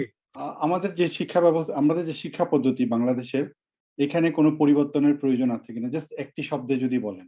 ওয়েল, ডেফিনেটলি থাকবে, কারণ এই যে নতুন নতুন যে কোর্স কারিকুলাম আসছে, নতুন নতুন যে ইন্ডাস্ট্রিতে যে নিডটা আছে, সেই অনুসারে এটাকে আপগ্রেড করতে হবে এবং সেই অনুসারে টিচারদেরকেও আপগ্রেড করতে হবে। তারপরে আমার মনে হয় এই ইন্ডাস্ট্রির সাথে যে স্টুডেন্ট গুলো, তারা একাডেমিক ডিগ্রির পাশাপাশি স্কিলড হয়ে বের হবে এবং কন্ট্রিবিউটর হয়ে যে কোনো কাজে যোগদান করবে। Thank you sir. শিল্প একাডেমিয়া সহযোগিতা দক্ষ জনশক্তি তৈরিতে ভূমিকা রাখে। এই নিরিখে ইনোভেটিভ এডুকেশন ইকোসিস্টেম বাস্তবায়িত হলে প্রতিটি বিশ্ববিদ্যালয় হতে পারে স্টেট আপের কেন্দ্রবিন্দু। এই বিষয়ে আলোকপাত করার জন্য আজকের অনুষ্ঠানের বিশেষ আলোচক, বাংলাদেশ সিকিউরিটিজ অ্যান্ড এক্সচেঞ্জ কমিশনের সম্মানিত চেয়ারম্যান, বিশিষ্ট শিক্ষাবিদ অধ্যাপক শিবলি রুবায়াতুল ইসলামকে সবিনয়ে অনুরোধ করছি। আসসালামু আলাইকুম। প্রথমেই ধন্যবাদ জানাই ইউজিসি এবং আয়োজক সকলকে, বিশেষ করে আমাদের খুবই পছন্দের একজন মানুষ প্রফেসর ডক্টর সাজ্জাদ হোসেন, উনি আমাকে বিশেষভাবে এই ব্যাপারে অনুপ্রাণিত করেছেন এবং আজকে আসার ব্যাপারে উনি আমাকে বারবার অনুরোধ করেছেন। আমি নিজেই আসলে উৎসাহী। আর প্রথমে আমি আমাদের আজকের অনুষ্ঠানের প্রধান অতিথি আমাদের মাননীয় মন্ত্রীকে সালাম এবং শ্রদ্ধা জানাই। সেই সাথে উপস্থিত সকলের প্রতি রইল আমার সম্মান এবং শ্রদ্ধা। আমি কিছুদিন আগে না, বেশ আগেই দুবাইতে একটা জায়গা দিয়ে যাচ্ছিলাম। তো হঠাৎ দেখলাম যে প্রায় অনেক উঁচু একটা বিল্ডিং, ধরেন 50, 60, 70 তলা বিল্ডিং হবে। সেই বিল্ডিং এর উপরে ঝুলে একজন গ্লাস পরিষ্কার করছে। তো চিন্তা করলাম যে আমরা দুবাইতে গরম, এসি ছাড়া আমরা থাকতে পারি না, বাসা, অফিস, গাড়ি সব এসি, আর এই লোকটি রোদের মধ্যে ঝুলে গ্লাস পরিষ্কার করছে একটা উঁচু বিল্ডিং এ। তো পরে চিন্তা করলাম এই লোকটা কত টাকা পায়। আমি পরে খোঁজ খবর নিয়ে বুঝলাম এটা $300 থেকে $500 বেতন পায় মাসে। তো খারাপই লাগলো, এত গরম এর মধ্যে এনারা কাজ করেন। তো পরে আমি গত 7-8 মাস বা 9 মাস আগে দেশে কিন্তু এখন বেশ কিছু ইন্ডাস্ট্রিয়াল ডেভেলপমেন্ট হচ্ছে, ইন্ডাস্ট্রিয়াল সেক্টরে বেশ কিছু বিনিয়োগ আসছে এবং বড় বড় ইন্ডাস্ট্রির শিফট হচ্ছে বাংলাদেশে। আমি নিজেও এর সাথে জড়িত। আমি দেশ বিদেশে রোড শো করছি দেশে ইনভেস্টমেন্ট অ্যাট্রাক্ট করার জন্য, বাংলাদেশের ইমেজ বিল্ডিং এর জন্য, পারসেপশন গুলো চেঞ্জ করার জন্য, যে বাংলাদেশের সত্যিকার তথ্য এখন বিভিন্ন জায়গায় তুলে ধরতে চাচ্ছি। এবং সেখানে আমাদের আবু বকর হানিফ ভাইয়ের সাথে আমার ইউএসএ তে দেখা হয়েছে। তো যাই হোক, আমি দেশে এসে যখন ইন্ডাস্ট্রি গুলো আমার কাছে যখন, যেহেতু আমি প্রায় 1100 প্রতিষ্ঠান দেখি বাংলাদেশের এখন, তো আমি ইন্ডাস্ট্রি ভিজিটে গেলাম যে দেশে কি হচ্ছে একটু দেখি, মাঠে গিয়ে মানুষের সুবিধা অসুবিধা দেখি। তো দুইটা আমি হাইটেক ইন্ডাস্ট্রি, ইঞ্জিনিয়ারিং ইন্ডাস্ট্রি দেখতে গেলাম। তো আমি না কোম্পানির নামই বলি, ধরেন স্যামসাং, ওয়ালটন, এই টাইপের যে কোম্পানি আছে, আমি তাদের দেখতে গেলাম যে তারা কি করছে, তাদের ফিউচার প্ল্যান কি, তাদের ইনভেস্টমেন্ট কি। তো এই কাজ করতে গিয়ে আমি ভিতরে ঘুরতে ঘুরতে দেখি যে আমাকে বুঝাতে আসছে যারা, তারা হচ্ছে ভারতীয়। আবার আরেকটা জায়গায় যাই, গিয়ে দেখি ওখানে যারা রোবোটিক্স, মেকাট্রনিক্স এগুলা নিয়ে কাজ করছে ওনারা হচ্ছেন কোরিয়ান। আবার আরেকটা জায়গায় যে দেখি যেমন রুবানা আপা জানেন, ওনাদের ডাইং এর যত ফ্যাক্টরি গুলো আছে ওখানে প্রচুর সাবকন্টিনেন্টাল লোক কাজ করেন, পাকিস্তান, শ্রীলঙ্কা, টার্কি থেকেও আসে এখন। তা আমি একটা আন্দাজ নেওয়ার চেষ্টা করলাম যে এনাদের বেতন কিরকম, এবং দেখলাম সর্বনিম্ন, আমি যা শুনতে পেরেছি সর্বনিম্ন হচ্ছে $3000, এবং এটা $10,000 ক্রস করেছে যারা বেশি স্পেশালাইজ তাদের ক্ষেত্রে। তার মানে আমরা বিপুল সংখ্যক জনশক্তিকে পাঠাচ্ছি বিদেশে, যারা দেশে বিদেশে আমাদের রোদে গরমে হাড় ভাঙা খাটুনি দিয়ে বৈদেশিক মুদ্রা অর্জন করছে। আর ওইদিকে আমরা দেখতে পাচ্ছি আমাদের দেশে প্রচুর লোক কাজ করছে যারা বিদেশ থেকে আসছে, এবং আমরা আমাদের প্রয়োজনে তাদেরকে কাজ দিচ্ছি, এবং তারা এখান থেকে হাজার হাজার ডলার নিয়ে যাচ্ছে। তো এখন আমি চিন্তা করলাম যে আমাদের তো দেশের জনসংখ্যা অনেক, আমাদের ইউনিভার্সিটি গুলো এত, আমাদের ডেমোগ্রাফিক অ্যাডভান্টেজের কথা বলি, আমরা এত ছেলে মেয়েকে প্রত্যেক বছর পাশ করাচ্ছি, তো ওরা তো বেকার, সারাক্ষণই তো খালি চাকরি বাকরির তদবির, কোন একটা ইন্টারভিউ বোর্ড হলে হাজার রিকোয়েস্ট আসতেই থাকে। তো আমার লোকরা চাকরি পাচ্ছে না আর বিদেশি লোকরা চাকরি পাচ্ছে বাংলাদেশে, এর কারণ কি?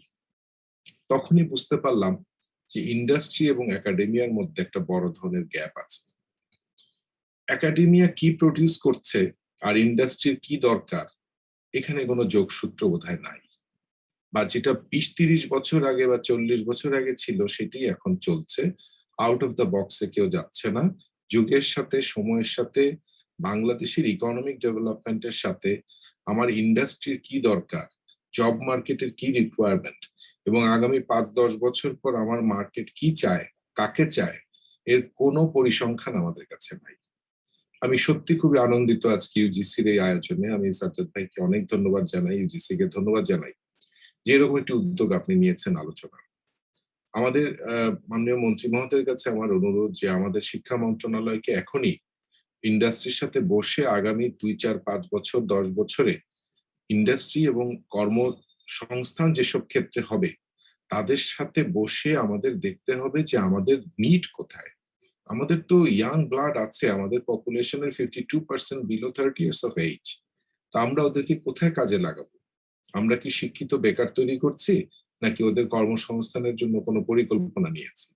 আমাদের এখনই কারিকুলাম চেঞ্জ করে ফেলা দরকার। আমাদের যুগের সাথে তাল মিলিয়ে কারিকুলাম পরিবর্তন, সেই সাথে সিট রিঅ্যালোকেশন করা দরকার। আমি যেই সাবজেক্ট বা যেটি পড়লে এই মুহূর্তে আমরা একজন অতিরিক্ত বেকারের সৃষ্টি করব, সেটা না করে আমার আগামী 5-10 বছর, এবং আজকে আপনারা অনেকেই বলেছেন ফোর্থ ইন্ডাস্ট্রিয়াল রেভলিউশনের কথা, সত্যি কিন্তু ফোর্থ ইন্ডাস্ট্রিয়াল রেভলিউশন ছাড়া আমরা এসডিজি গোল অ্যাটেন্ড করতে পারবো না। ফোর্থ ইন্ডাস্ট্রিয়াল রেভলিউশনে আমরা যদি প্রস্তুত না হই, তাহলে আমরা আগামী দিনগুলোতে আমাদের দেশে আরো বেকারের সংখ্যা বাড়বে, এবং আমাদের দেশ থেকে বিদেশে আরো অনেক বেশি ফরেন কারেন্সি চলে যাবে। আমাদের গার্মেন্ট সেক্টরের যে অবদান, যেটা আমরা 70-80 দশক থেকে পাচ্ছি, এবং gradually with that is increasing, but এটা কিন্তু আমাদের পার ক্যাপিটা ইনকাম 2000 থেকে 4-5 হাজার ক্রস করলেই, রুবানা আপা খুব ভালো বলতে পারবেন, তখনই কিন্তু ওনার প্রোডাক্ট প্রাইস বেড়ে যাবে, কস্ট অফ প্রোডাকশন বেড়ে যাবে, ওনার প্রোডাক্ট লেস কম্পিটিটিভ হবে, এবং উনি তখন ফ্যাশনেবল হাই এন্ড প্রোডাক্ট ছাড়া আর বেসিক্স আর বানাতে পারবে না, যেটা বাংলাদেশ এখন বানাচ্ছে। সুতরাং রুবানা আপারা আর এত কন্ট্রিবিউট করতে পারবেন না যদি ফ্যাশনেবল হাইটেক বা খুবই হাই এন্ডের প্রোডাক্ট ওনারা তৈরি করার চেষ্টা না করেন। কিন্তু সেইখানে তো আমাদের এত কর্মসংস্থান হবে না। গার্মেন্ট সেক্টর বাংলাদেশে এখন হিউজ কন্ট্রিবিউট করছে।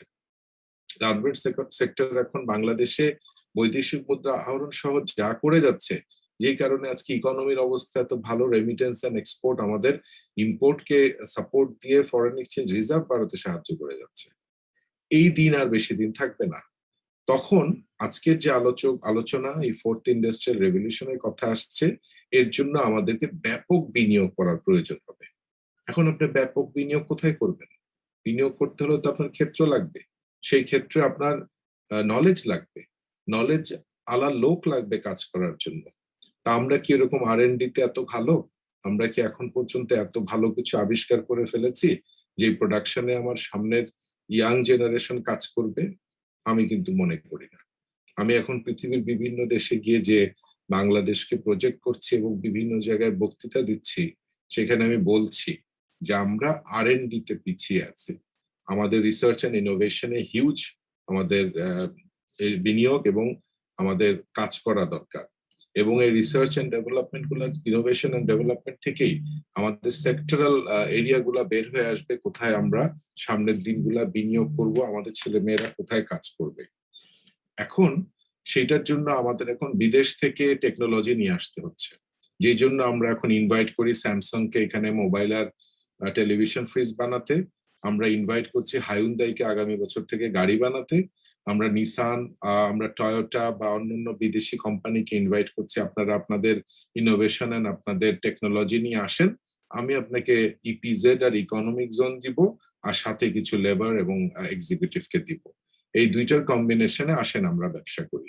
সেটা এখন করছি, কিন্তু এটা কতদিন? আমাদের কি নিজস্ব ইনোভেশন হবে না?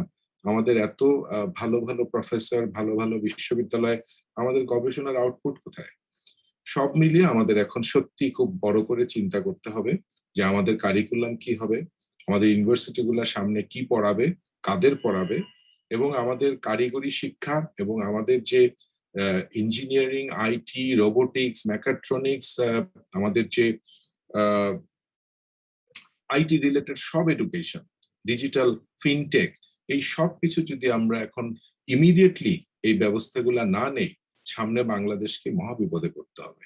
আমরা অনেক ইন্ডাস্ট্রি পাবো, কিন্তু কর্মসংস্থান করতে পারবো না। আমাদের বেকার ছোট ভাইরা বেকারই রয়ে যাবে এবং ওরা আমাদেরকে বিভিন্নভাবে তিরস্কার করবে, আর বিদেশ থেকে লোক এনে এনে আমাদেরকে কর্মসংস্থানের ব্যবস্থা করতে হবে বাধ্য হয়ে, যেহেতু ট্রেইনড ম্যান পাওয়ার পাচ্ছি না। আরো একটা সমস্যা বলি, যেহেতু আমাদের মাননীয় শিক্ষামন্ত্রী আছেন এখানে, আমাদের এখানে অনেকে আমাদের এক্সিকিউটিভদের ট্রেনিং প্রোগ্রাম গুলা যেহেতু ইভিনিং এ হয়, এগুলা সব গভর্নমেন্ট ইউনিভার্সিটি গুলাকে বন্ধ করা বা ডিসকারেজ করা হচ্ছে। ইউজিসিও এরকম ডিসকারেজ করছে। আমি এখন ইন্ডাস্ট্রিতে আমার অফিসের কথাই বলি, সিকিউরিটিজ এন্ড এক্সচেঞ্জ কমিশন। আমার এখানে সরকারি আইন অনুযায়ী পার্সোনাল অফিসার হিসেবে যারা বিভিন্ন সাবজেক্ট থেকে পড়াশোনা করে আসছে, তারা এখন প্রমোশন পেয়ে অ্যাসিস্ট্যান্ট ডাইরেক্টর হচ্ছে। অ্যাসিস্ট্যান্ট ডাইরেক্টর হলেই তাকে আমাকে একটা ডেস্ক দিতে হবে, কিন্তু সে এই বিষয়ে কোনো লেখাপড়াই করে নাই কোনোদিন। আমার ক্যাপিটাল মার্কেটে তার ফাইন্যান্স, অ্যাকাউন্টিং বা যেসব জিনিস জানতে হয় সেগুলোর কিছুই জানে না। তো তাকে আমি একটা ডেস্ক দিলে কি হবে, সে এমন সব সিদ্ধান্ত এবং এমন সব ফাইল ইনিশিয়েট করবে যেগুলার আমার সব ভুল কাজকর্ম হবে এই অফিসে। আপনার ব্যাংক, ইন্ডাস্ট্রি, টেলিফোন কোম্পানি বা যেখানেই বলেন, দেখা যাচ্ছে যে সায়েন্সের লোক গিয়ে এখন ব্যাংকে চাকরি করে, আর্টসের লোক গিয়ে এখন টেলিফোন কোম্পানি চালাচ্ছে, ডাক্তার গিয়ে এখন বিসিএস দিয়ে আমাদের ফরেন সার্ভিসে কাজ করছে, ইঞ্জিনিয়ার ভাইরা MBA করে অন্য একটা কাজ করছে। আর এমন মিসম্যাচ হয়ে গেছে যে দেখা যাচ্ছে তার ইন্টারমিডিয়েটের পরের এডুকেশন আর কোথাও কাজে লাগে না, এবং সে যা শিক্ষা পেয়েছে সেটার অ্যাপ্লিকেশন আর নাই, কারণ সে চাকরি পেয়েছে এমন এক ক্ষেত্রে যার শিক্ষাই তার হয় নাই। সে শিখে আসছে জিওগ্রাফি, এখন কাজ করে সে রবি বা গ্রামীণ ফোনে। সে পড়ে আসছে ইংলিশ, এখন তার কাজ করতে হচ্ছে হায়ুন্দাইয়ের গাড়ি কোম্পানিতে। কথার কথা বলছি। তো আমি এইভাবে একটা হিউম্যান ক্যাপিটালকে কিভাবে এইভাবে অপচয় বা এইভাবে মানে ব্যবহার না করে তাকে বেতন দিয়ে, একদিকে তার ক্ষতি, প্রমোশন পায় না, কাজ ঠিকভাবে করতে পারে না, আরেকদিকে যিনি তাকে এমপ্লয় করেন তার জন্য একটা অলমোস্ট লায়াবিলিটি ক্রিয়েট করছে। আমি বিজনেস ফ্যাকাল্টি ডিন হিসেবে যতদিন ছিলাম, আমি প্রফেশনালদের ট্রেনিং এর জন্য বিভিন্ন ব্যবস্থা করেছিলাম। আমি এই সন্ধ্যার পরে এদেরকে ডেকে ডেকে বিভিন্ন কোম্পানি, ব্যাংক, টেলিফোন থেকে শুরু করে যারা অন্য সাবজেক্টে লেখাপড়া করে ব্যাংক, ইন্স্যুরেন্স, টেলিকম বা কমার্শিয়াল সেক্টরে কাজ করে, ওদেরকে লেখাপড়া করাতাম। ওরা অফিসের পরে এসে পড়তো, পরে 2 বছরে তার যেই সাবজেক্টে চাকরি করে সেটার একটা মাস্টার্স করে সে অফিসে যেত, এবং তখন সে অফিসের কথা, কাজ, নিয়ম কানুন বুঝতে পারত। কারণ সে তখন দেখা যেত যে সে হয়তো ফিলোসফি পড়ে ব্যাংকে ছিল, সে একটা এক্সট্রা ডিগ্রি যখন এসে 2 বছরের ফাইন্যান্স বা ব্যাংকিং এ করে, তখন সে ব্যাংকের কাজটা ভালোভাবে বুঝতে পারে, প্রমোশন পায়, এগুতে পারে, ব্যাংকও তখন রক্ষা পায়। তো এই জিনিসটা আবার এখন ডিসকারেজ করে বন্ধ করে দেওয়া হচ্ছে। সেই কারণে এখন দেখা যাচ্ছে যে আমাদের এই এক্সিকিউটিভদের ট্রেনিং, প্রফেশনালদের যে ইভিনিং এ আমরা হিউম্যান ক্যাপিটাল হিসাবে এসডিজির জন্য তৈরি করছিলাম, এটা আবার বন্ধ হয়ে যাচ্ছে। ঢাকা বিশ্ববিদ্যালয় এখন সেগুলো বন্ধর পথে। সুতরাং তারা এখন যাচ্ছে বিভিন্ন প্রাইভেট ইউনিভার্সিটিতে, এবং দেখা যাচ্ছে ভালো মানের শিক্ষার তারা পাচ্ছে না। আর কিছু কিছু জায়গায়, আমি সরি সাজাদ ভাই কিছু মনে করবেন না, ইউজিসিতেই তারা হয়তো রেজিস্টার্ড, কিন্তু কিছু প্রাইভেট ইউনিভার্সিটি জাস্ট সার্টিফিকেট বিক্রি করছে। এটা যদি আপনারা ইমিডিয়েটলি বন্ধ না করেন, দেশের প্রচুর ক্ষতি হয়ে যাবে। আমার কাছে আজকে আমি আমার যখন এই যাদের কথা বললাম এক্সিকিউটিভ ডাইরেক্টর আমার অফিসে, তাদেরকে বললাম যে আপনারা ঢাকা ইউনিভার্সিটিতে গিয়ে ফাইন্যান্স, অ্যাকাউন্টিং, ম্যানেজমেন্ট, মার্কেটিং এগুলাতে 2 বছর একটা মাস্টার্স করে আসবেন, না আসলে কিন্তু আর ফার্দার প্রমোশন দিব না। এটা বলার পর তারা বলছে না, আমাদেরকে ঢাকা ইউনিভার্সিটি বা সরকারি বিশ্ববিদ্যালয়ে পাঠাবেন না, আমাদেরকে কোনো প্রাইভেট বিশ্ববিদ্যালয়ে পাঠান। কেন? বলে না, ওইখানে আমাদের কষ্ট হবে পাশ করতে। আমি তখন বুঝলাম যে তারা বোধহয় পড়াশোনা শেখাটা তার বেশি জরুরি না, ওই সার্টিফিকেট আনার জন্য তারা অন্যদিকে যেতে যাচ্ছে। তো তখন এটা শুনে আমি ম্যান্ডেটরি করে দিয়েছি যে তোমাকে এখন সরকারি বিশ্ববিদ্যালয়ে যেতে হবে। কারণ আমরা এইভাবে হিউম্যান ক্যাপিটাল গুলা যেইভাবে নষ্ট হয়ে যাচ্ছে, এটা যদি অবিলম্বে আউট অফ দ্য বক্স কে নিয়ম নীতি কুইক চেঞ্জ না করে এই কাজগুলো এখন না করি, তাহলে দেশের বিরাট ক্ষতি হয়ে যাচ্ছে। আজকে ইন্ডাস্ট্রি, যেটা রুবানা আপা বললেন, খোলস থেকে বের হয়ে আসতে হবে, তাদের সবাইকে এখানে অবদান রাখতে হবে। কারণ এই জিনিসগুলা যেগুলো আজকে ইউজিসি করতে যাচ্ছে, শিক্ষা মন্ত্রণালয় করতে যাচ্ছে, আপনারা যদি আপনাদের খোলস থেকে বের হয়ে এসে তাদেরকে সাহায্য সহযোগিতা না করেন, ইন্টার্নশিপ, ট্রেনিং এবং অন্যান্য রিসার্চ, ইনোভেশন বা এই যে ইনকুবেশন, এগুলাতে সাহায্য সহযোগিতা না করেন, সরকারের একার পক্ষে এটা সম্ভব না। 2 নাম্বার, আমাদের ইউজিসি এবং মাননীয় মন্ত্রী মহোদয়ের কাছে অনুরোধ করব যে কারিকুলাম, সিলেবাস গুলা ইমিডিয়েটলি চেঞ্জ করে অবিলম্বে ইন্ডাস্ট্রির সাথে বসে নেক্সট 5-10 ইয়ার্স এর জব এবং কোথায় কোথায় চাকরির সুযোগ সৃষ্টি হচ্ছে ইঞ্জিনিয়ারিং, আইটি, ডিজিটাল ওয়ার্ল্ডে, এবং বিভিন্ন রকমের বড় বড় শিল্প, যেখানে গার্মেন্টস এর পর নেক্সট স্টেজে আমাদের কিন্তু ইঞ্জিনিয়ারিং এন্ড হাইটেক শিল্প বাংলাদেশে আসবে এবং আসা শুরু হয়ে গেছে, কিন্তু লোক পাচ্ছে না। যেই স্যামসাং কোম্পানির কথা বললাম 300 ভারতীয় কাজ করে, তারা আরো 800 কোরিয়ান আনার জন্য প্রস্তুতি নিয়েছে, কারণ আগামী বছর তারা হায়ুন্দাইয়ের গাড়ি উৎপাদন করবে বাংলাদেশে। ফ্যাক্টরি উদ্বোধনের জন্য প্রস্তুত হয়ে যাবে মার্চে, এবং সেটা বাংলাদেশের কোনো লোক নাই কাজ করার মতো, তাই বিদেশি আরো 800 ঢুকবে। সেদিন চাইনিজ একটা ইনভেস্টমেন্ট গ্রুপ আমার কাছে আসছে, ওরা বাংলাদেশে ইনভেস্টমেন্ট করতে চায়, তারা একটা মার্চেন্ট ব্যাংক করবে বাংলাদেশে। আমি জিজ্ঞেস করলাম যে তোমরা মার্চেন্ট ব্যাংক করবে, আচ্ছা তোমাদের বাংলাদেশে চাইনিজ আছে কতজন? বললো 3.25 লক্ষ। আমি তো শুনে অবাক যে বাংলাদেশে 3.25 লক্ষ চাইনিজ লোক কাজ করে, নিশ্চয়ই হয়তো বিনিয়োগকারী আছে 10-20 হাজার, কিন্তু বাকি সব কর্মী। তার মানে আমাদের দেশের এই 16-17 কোটি লোককে রেখে আমরা এখন কোন দিকে যাচ্ছি? তো এইগুলা নিয়ে আসলে খুব বড় ধরনের চিন্তা ভাবনা করা প্রয়োজন। আমি ডিন থাকাকালীন সময় 2013-14তেই এটা ফিল করে আমি কলম্বিয়া ইউনিভার্সিটির সাথে একটা ইনোভেশন ইনকুবেশনের একটা প্রোগ্রাম করেছিলাম এই স্টার্টআপদের জন্য, এবং স্টার্টআপদের সেই কম্পিটিশন থেকে আমি দেখতে পেয়েছি আমাদের young blood, they are full of innovative ideas, এবং তারা কিন্তু খুব সুন্দর সুন্দর আইডিয়া তাদের মধ্যে আছে, যেটা আমরা হয়তো এই বয়সে চিন্তাও করতে পারি না। আর আমাদের জেনারেশন গুলোর মধ্যে এত গ্যাপ চিন্তা ভাবনার, ওরা যেই চিন্তা করে তার ধারের কাছেও আমাদের এখন চিন্তা ভাবনা নাই। সুতরাং এই ইয়াং ব্লাড, ইনোভেটিভ ব্লাড, এদেরকে এনকারেজ করতে হবে, এদের কাছ থেকে সুন্দর সুন্দর আইডিয়া গুলা নিতে হবে, স্পন্সর করতে হবে। এই যে আজকে মুজিব বর্ষ উপলক্ষে আপনারা যে 100 মুজিব আইডিয়া নিচ্ছেন, আমি সত্যি খুবই আনন্দিত। 100 জনের মধ্যে হয়তো 70 জন ফেল করবে, কিচ্ছু আসে যায় না।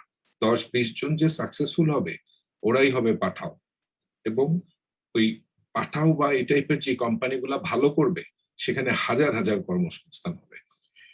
সুতরাং আমি মনে করি আপনার আজকের এই আয়োজন, এই উদ্যোগ খুবই সময় উপযোগী, বাংলাদেশ এবং ইয়াং জেনারেশন এবং ভবিষ্যতের সামনের বাংলাদেশের জন্য খুবই দরকারি। এবং আপনাদের এই উদ্যোগের সাথে আমি সাজ্জাদ ভাইয়ের অনুরোধে ইন্ডাস্ট্রিয়াল সেক্টরকে অনুরোধ করেছিলাম, এবং আমার অনুরোধে প্রথম কোম্পানি প্লাটিনাম স্পন্সর হয়েছে। আশা করব রুবানা আপারাও এরকম অনেক ইন্ডাস্ট্রিকে ধরে নিয়ে আসবে এবং এই ইন্ডাস্ট্রিগুলো সাপোর্ট দিবে। নট অনলি ফাইন্যান্সিয়াল সাপোর্ট, তাদের অ্যাডভাইস লাগবে, সাজেশন লাগবে, নেক্সট 5-10 ইয়ার্স এ তাদের কি রিকোয়ারমেন্ট এটা শিক্ষা মন্ত্রণালয়কে জানাতে হবে এবং তার মাধ্যমেই বাংলাদেশের এই গ্যাপ গুলা মিট আপ হবে। এখানে আমাদের আবু বকর ভাইরা বিদেশ থেকে সাহায্য সহযোগিতা করতে পারেন এবং আমি খুবই হ্যাপি যে এরিয়াগুলা দেখলাম ফর এই কম্পিটিশনের, স্পেশালি ই কমার্স, ই গভর্নমেন্ট, এনভায়রনমেন্ট নিয়ে বা ফাইন্যান্সিয়াল সেক্টর, ফিনটেক নিয়ে, এগুলো খুবই যুগোপযোগী এবং আমার মনে হয় যে এই জিনিসগুলা সত্যিকার অর্থে ইউজিসির উদ্যোগে যদি হয়, আমাদের মন্ত্রী মহোদয় আছে, ওনারা যদি এগুলা সাপোর্ট দেয়, আমরা যে সত্যিকার বাংলাদেশকে দেখতে চাই, যার স্বপ্ন দেখি, তা হয়তো আমরা অ্যাচিভ করতে পারবো। বেশি কথা বলে ফেললাম, ক্ষমা চেয়ে নিচ্ছি। মন্ত্রী মহোদয় ক্ষমা করবেন, I am sorry for that, but এই কথাগুলো বলার সুযোগ নষ্ট করতে চাইনি। ধন্যবাদ।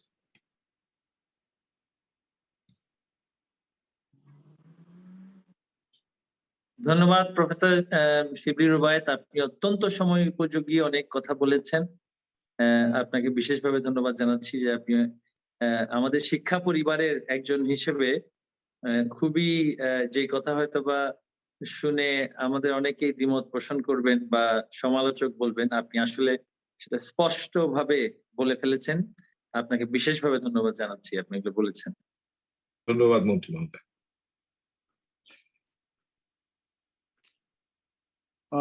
ধন্যবাদ শিবলি রুবায়েত স্যার।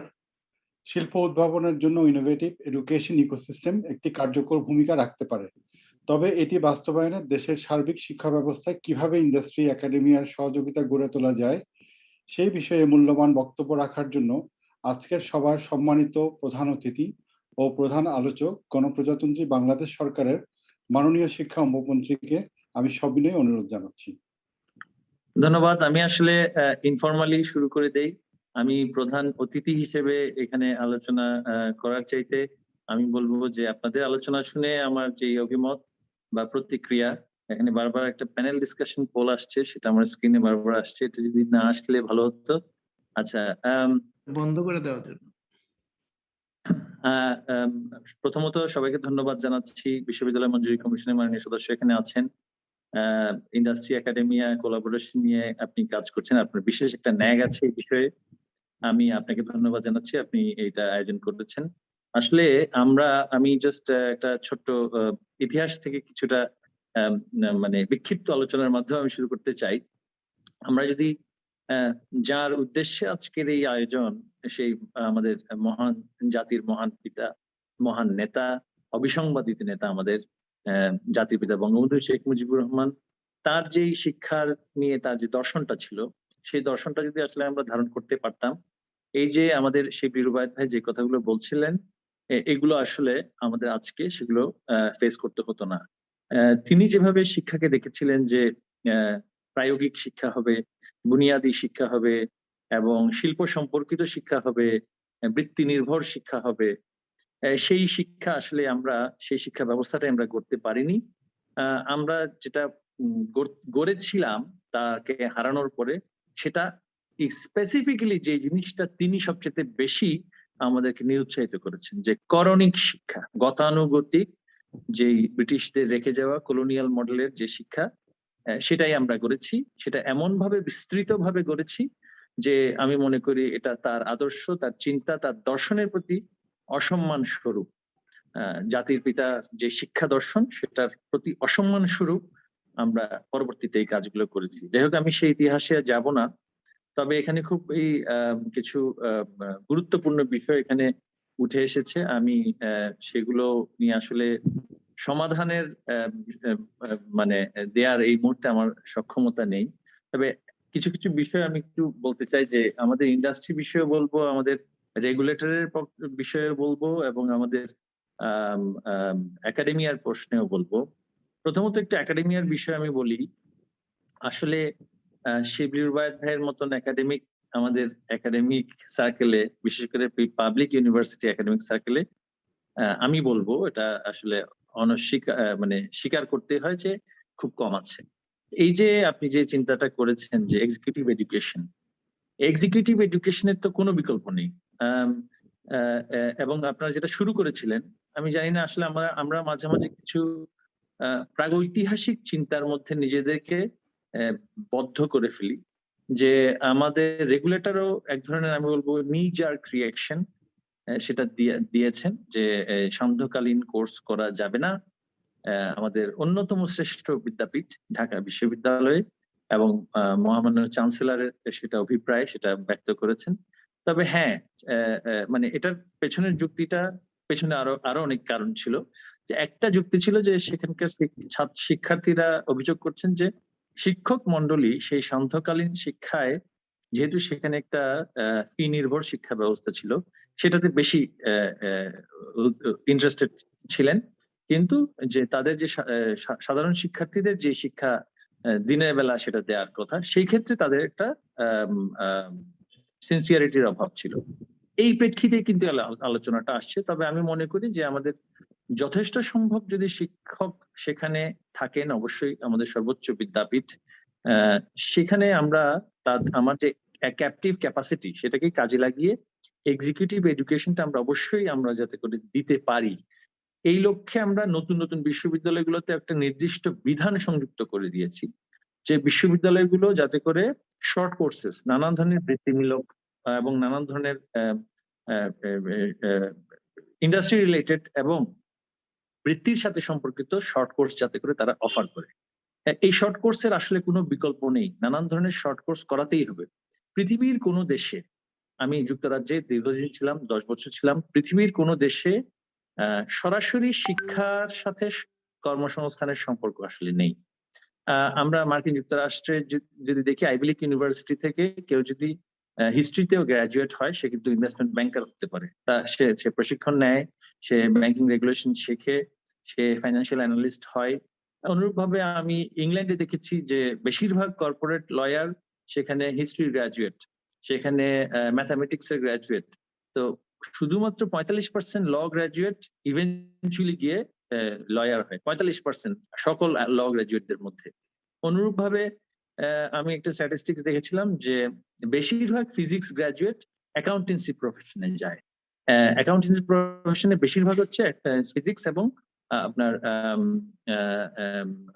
ফিজিক্স এবং ইন্টারেস্টিংলি হিস্ট্রি গ্রাজুয়েট প্রচুর। তো তারা যে যাচ্ছেন যে প্রফেশনাল এডুকেশনে, তারা যে খাপ খাইয়ে নিতে পারছেন বিশ্ববিদ্যালয় পরবর্তী শিক্ষায়, সেটা কারণটা কি? প্রথমত হচ্ছে যে সমস্ত কোর কম্পিটেন্সি, অর্থাৎ যেই ন্যূনতম বিষয়ে তাদের দক্ষতা থাকা প্রয়োজন, সেগুলো তারা বিদ্যালয় পর্যায়ে পাচ্ছেন প্রথমত। দ্বিতীয়ত, বিশ্ববিদ্যালয় পর্যায়ে যেই সিলেবাসেই তারা পড়েন না কেন, যেই বিষয়ে তারা পড়েন না কেন, কিছু প্রায়োগিক শিক্ষা, যেটা জাতির পিতা বঙ্গবন্ধু শেখ মুজিবুর রহমান বারবার বলেছিলেন যে প্রায়োগিক শিক্ষা সেখানে তারা কিন্তু অনেকভাবে পান। অর্থাৎ তারা শেখেন কিভাবে শিখতে হয়। তারা শুধুমাত্র একজন হিস্ট্রি গ্রাজুয়েট, আমি যে বিশ্ববিদ্যালয়ে পড়েছি লন্ডন স্কুল অফ ইকোনমিক্স, সেখান থেকে অ্যানথ্রোপোলজির স্টুডেন্ট ও ইনভেস্টমেন্ট ব্যাংকার হয় বা অ্যাকাউন্টেন্ট হয় বা লয়ার হয়। কেন হয়? কারণ তাকে কিছু কোর কম্পিটেন্সি, কোর স্কিল তাকে শেখানো হয়। সেই কোর স্কিল গুলোই কিন্তু সে তার কর্মজীবনে গিয়ে রপ্ত করে, সেগুলোকে আবারও নতুন ভাবে সে প্রফেশনাল এডুকেশন নেয় এবং সে একটা ভোকেশনের সাথে, বৃত্তির সাথে সম্পৃক্ত হয়, নিজেকে সম্পৃক্ত করে। এবং বিশ্ববিদ্যালয় একাডেমিয়া নিয়ে আছে, তাদের কোনো ডিগ্রি কিন্তু প্রফেশনালি সরাসরি অ্যাপ্লাইড না। একটা শুধু কোয়ালিফাইং ল ডিগ্রি বলে কোয়ালিফাইং ল ডিগ্রি আছে, আর মেডিসিন ডিগ্রিটা হচ্ছে রিকোয়ারমেন্ট তার প্রফেশনাল এডুকেশনের জন্য। বাট ইভেন কি অ্যাকাউন্টিং ডিগ্রিও প্রফেশনাল ডিগ্রির সাথে সরাসরি সম্পর্কিত নয়। তবে একটা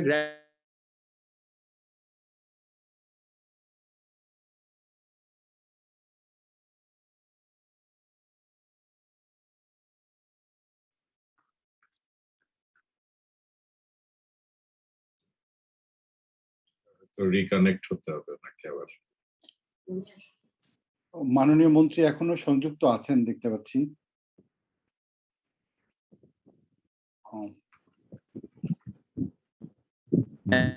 ওনাকে স্পটলাইটে নিয়ে ওনার সিঙ্গেল স্পিচে চলে গেলে ভালো হয়।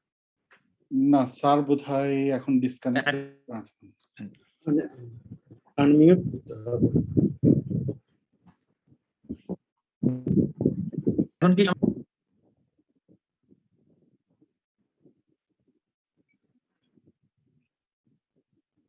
এবার শোনা যাবে আশা করি। না, সাউন্ড আসছে না।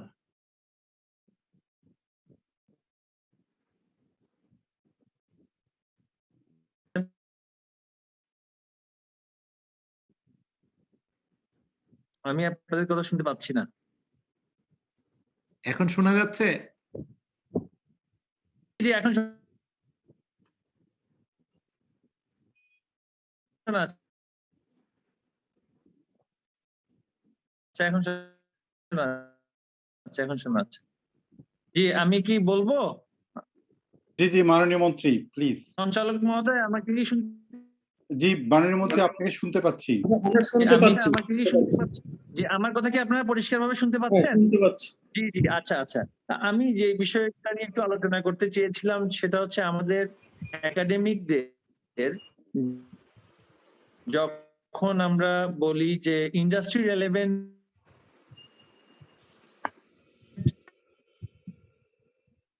কারিকুলাম সৃষ্টি করা, তখন অনেকেই সরাসরি মনে করছেন যে আমাকে জোর দিতে হবে বাকির উপরে। একজন ইঞ্জিনিয়ার পরে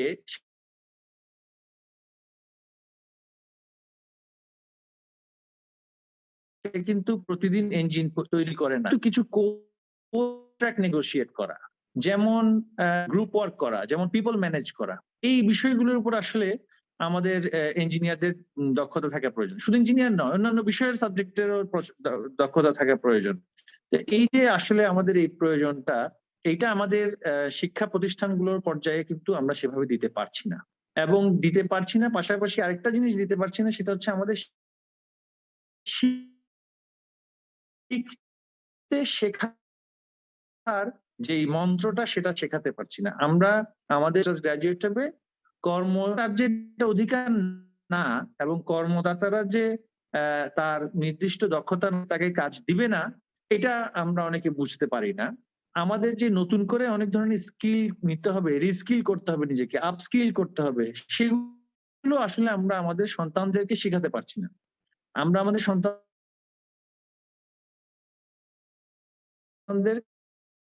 শেখাতে না পারার কারণে দেখা যাচ্ছে যে আমার দেশেই আমরা বিদেশ তাদের যদি আমি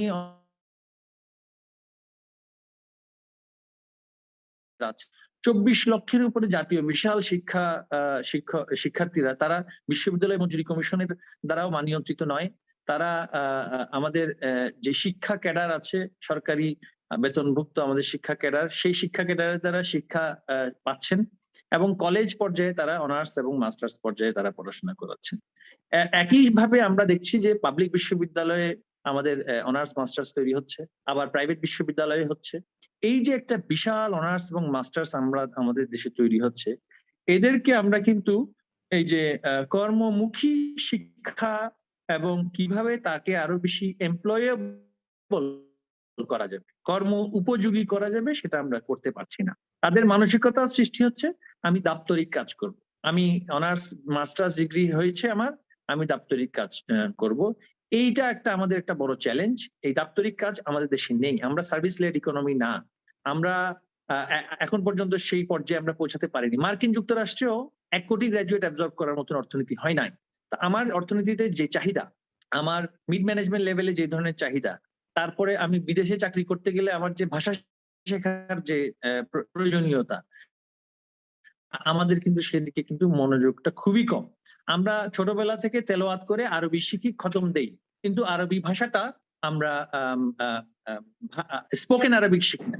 অথচ আমাদের যারা আরবি পাশ প্রতিবেশী দেশে, ভারতে সনাতন ধর্মের লোকেরা আরবি শিখছে, ফিলিপিন্সের লোকেরা আরবি শিখছে, আমি শুধু তেলাওয়াত এবং কেরাতের মধ্যে নিজেকে বন্দী করে রেখেছি। আমি ছোটবেলায় নিজেও কেরাত প্রতিযোগিতায় যেতাম। এই যে একটা অপ্রয়োজনীয় দক্ষতা আমরা নেই, কিন্তু কোনো প্রায়োগিক দক্ষতা আমরা নেয়ার বিষয়ে আমাদের চিন্তাটা খুবই কম। এইটা আমাদের শিক্ষার্থীদের জন্য একটা বড় চ্যালেঞ্জ। এইটা আমাদের শিক্ষা প্রতিষ্ঠান পর্যায়ে থেকে আনতে হবে, যে আমি হিস্ট্রি গ্রাজুয়েট, আমি ফিলসফি পড়ছি, আমি কেন একটা গ্রাফিক্স ডিজাইনের উপর আমি একটা শর্ট কোর্স করব না? আমি কেন ফাইন্যান্সিয়াল মার্কেটের উপরে কেন শর্ট কোর্স করব না? আমাদের ক্যাপিটাল মার্কেটের একটা প্রতিষ্ঠান আছে, আমরা জানি, সেখানে যারা বিনিয়োগকারীরা বিনিয়োগ করতো, আর ফোনে ফোনে আজকে কোনটার দেওয়ার বাড়বে, আজকে কোনটার দাম কমবে, কি শুনলাম গুজব, তার থেকে এইভাবে করে যে আমাদের বিনিয়োগকারীরা বিনিয়োগ করছেন, অনেক সময় দেখা যায় এই প্রবণতাটার সৃষ্টি হতো না। তো এই যে আমাদের একটা চ্যালেঞ্জ, কারণ আমরা নতুন ভাবে একটা স্কিল শেখার জন্য আমরা শিখছি না, এখানে একটা মানসিকতার পরিবর্তন আমাদের খুবই প্রয়োজন। তখন এই ইকোসিস্টেমটা সত্যিকার অর্থেই ডেভেলপ করবে। তাহলে আমি মনে করি যে সেখানে একটা একাডেমিয়ার সাথে একটা সংযোগ স্থাপিত হতে হবে। একাডেমিয়া শুধুমাত্র একাডেমিক পর্যায়ে ইসলামিক হিস্ট্রি আমরা পড়াচ্ছি, ইসলামিক হিস্ট্রি একজন গ্রাজুয়েটের মধ্যে আমি আসলে কি শিখাচ্ছি, কি কোর কম্পিটেন্সি দিচ্ছি। হ্যাঁ, ইসলামিক হিস্ট্রি পড়ালে কোনো সমস্যা নেই, কিন্তু তার মধ্যে কি আমি অ্যানালিটিক্যাল পাওয়ার কি, অ্যানালিটিক্যাল স্কিল কি আমি দিচ্ছি কিনা, তার মধ্যে কমিউনিকেশন স্কিল, যে যোগাযোগ করার মতন আমি তাকে দক্ষতা দিচ্ছি কিনা, প্রেজেন্ট করার স্কিল, প্রেজেন্টেশন স্কিল আমি তাকে দিচ্ছি কিনা, গ্রুপ ওয়ার্কের স্কিল আমি তাকে দিচ্ছি কিনা, রিসার্চ স্কিল আমি তাকে তৈরি করছি কিনা। আমরা দেখি যে হিস্ট্রি, আমি দেখেছি যে অক্সফোর্ড ইউনিভার্সিটিতে যে হিস্ট্রি পড়ায়, সেই হিস্ট্রি যারা পড়ে তারা শুধুমাত্র মুখস্থ করে না যে কোন সালে কে কি কখন কি করেছিল, কে কয়টা বিবাহ করেছে বা কোন রাজ্য জয় করেছে, তারা ডকুমেন্ট অ্যানালাইজ করে। হিস্ট্রি গ্রাজুয়েটরা অনেক জায়গায় দেখেছে লয়ার হচ্ছে, তারা হিস্টোরিক্যাল ডকুমেন্টস অ্যানালাইজ করে, সেই পার্সপেক্টিভে অ্যানালাইজ করে ইকোনমিক হিস্ট্রি, অর্থাৎ কিভাবে একটা দেশের প্রবৃদ্ধি কোন সময় কি কাজের কারণে কোন ঘটনার কারণে সৃষ্টি হয়েছে, পলিটিক্যাল চেঞ্জেস কিভাবে হয়েছে, এই যে একটা অ্যানালিটিক্যাল স্কিল তারা ডেভেলপ করছে, সেই অ্যানালিটিক্যাল স্কিলটা সে যখন একটা কোনো নির্দিষ্ট ভোকেশনে বৃত্তিতে যাচ্ছে তখন সেটা সেখানে প্রয়োগ করছে। আমরা কিন্তু সেভাবে করে আমাদের কোর্সগুলো ডিজাইন করছি না। আমরা আমাদের ইভেন আমাদের সায়েন্টিফিক এডুকেশনটা, সায়েন্স এডুকেশন, আমি বলি যে আমাদের সায়েন্স এডুকেশনের মধ্যে একটা বড় শর্টকামিং হচ্ছে যে সবচেয়ে বেশি ফর্মুলা মুখস্থ জানে সে সবচেয়ে বেশি সায়েন্সে মার্ক পাচ্ছে। কিন্তু যে সায়েন্টিফিক মাইন্ডসেটটা একটা যে কমপ্লিটলি ভিন্ন একটি বিষয়, এই যে প্রশ্ন করতে পারার সক্ষমতা, এই যে বৈজ্ঞানিক মানসিকতাটা একটা যে একটা হিউজ মেন্টাল আপনার বিষয়, সেটা কিন্তু আমরা একজন লিবারাল আর্টস এর স্টুডেন্টের মধ্যেও কিন্তু চাইলে দিতে পারি। হ্যাঁ, আলী বাবার প্রতিষ্ঠাতা ইংলিশ লিটারেচারের ছাত্র জ্যাক মা, কারণ তার মধ্যে সেই ধরনের একটা ব্যবসায়িক বা তথ্য প্রযুক্তির বিষয়ে একটা উদ্ভাবন ছিল, সেটা সে প্রতিষ্ঠা করতে পারছে। এর মধ্যেও আমাদের দেশে অনেক উদ্ভাবন হচ্ছে, এর মধ্যেও আমাদের অনেক মেধাবীরা বিদেশ থেকে পুঁজি আনছেন। তো আমি বলবো আমাদের যারা ইন্ডাস্ট্রি মানে শিল্প উদ্যোক্তা এবং ইন্ডাস্ট্রি মালিক, তাদের মধ্যেও আমাদের মানসিকতার অনেক পরিবর্তন আনতে হবে। শুধুমাত্র একাডেমিক দিক থেকে দেখলে হবে না। এটা আমাদের রুবানা আপা এখানে আছেন, আমি বলবো যে আমাদের ইন্ডাস্ট্রিয়ালিস্টদের মধ্যে, কর্মকর্তাদের মধ্যে সেই অর্থে স্কিলের ক্ষেত্রে বিনিয়োগ করার মানসিকতার কতটুকু ডেভেলপ করেছে, এটা একটা চ্যালেঞ্জ। আমরা প্রাইভেট ইউনিভার্সিটি বাংলাদেশে করেছি, কিন্তু দেখা যাচ্ছে প্রাইভেট ইউনিভার্সিটিতে যারা টাকা দিয়েছেন তারা মনে করছেন তারা একটা বিনিয়োগ করেছেন, এখন তাদের রিটার্নের কোনো বিষয় নেই। এখানে রিটার্নটা হবে নলেজ প্রোডাকশনের মাধ্যমে, স্কিল আপের মাধ্যমে, স্টুডেন্টদের আপনার কিভাবে তারা কর্মসংস্থান হচ্ছে। এটা তো আমাদের কোনো বিনিয়োগ না যে আমি পয়সা দিয়েছি আমাকে সেখান থেকে রিটার্ন নিতে হবে। দেখা যাচ্ছে আমাদের প্রথিতযশা ব্যবসায়ী একজন অনেকে আছেন যে বিশ্ববিদ্যালয়ের ছাত্রদের অর্থে নিজের জন্য BMW কিনেছেন, অথচ তার টাকার কোনো অভাব নাই। তো এই ধরনের মানসিকতা নিয়ে আমি বিশ্ববিদ্যালয়ে চালাবো, তখন আমি জ্ঞান কিভাবে সৃষ্টি করব? আমি একজন মানে এস্টাবলিশড ইন্ডাস্ট্রিয়ালিস্ট, আমার শত শত হাজার হাজার কোটি টাকার ব্যবসা বাণিজ্য আছে, কিন্তু আমি দেখা গেল একটা বিশ্ববিদ্যালয়ের টাকা দিয়ে 3 কোটি টাকা করে আমি রেঞ্জ রোভার কিনলাম নিজের জন্য, একটা না 9 জন ট্রাস্টি দেখলাম, আমরা 9টা রেঞ্জ রোভার কিনেছে, 3 নং 27 কোটি টাকা বিশ্ববিদ্যালয়ের পয়সায় বিদেশ ভ্রমণ করে, বিশ্ববিদ্যালয়ের পয়সায় ফ্যামিলি নিয়ে অস্ট্রেলিয়া যায়, সেখানে গিয়ে বোর্ড অফ ট্রাস্টির মিটিং করে। আমরা যখন বলে দিলাম যে রিমিউনারেশন পাবে 20,000 টাকা, তখন সেই মিটিং দেখা গেল 4 ভাগে ভাগ করে। হ্যাঁ, এক একজন এত বড় বড় ব্যবসায়ী, ব্যাংকের মালিক, ইন্ডাস্ট্রির মালিক, ইন্স্যুরেন্স কোম্পানির মালিক, বিশ্ববিদ্যালয়ের পয়সায় তারা চলবে না। এবং বিশ্ববিদ্যালয় আমার কাছে তদবির আসে এখন নতুন আরেকটা জায়গা কিনবে, সেই বিশ্ববিদ্যালয়ের ক্যাম্পাস ইনাফ না নাকি, সেখানে হাজার হাজার স্টুডেন্ট আছে, তাও এখন 600 কোটি টাকা দিয়ে আরেকটা নতুন ক্যাম্পাস কিনবে। কেন? এটা একটা ইনকামের একটা সোর্স, সেই টাকা তারা বিনিয়োগ করবে সবাই মিলে, 5 টাকার জমি 10 টাকায় কিনবে এবং 10 টাকায় কিনে সে চায়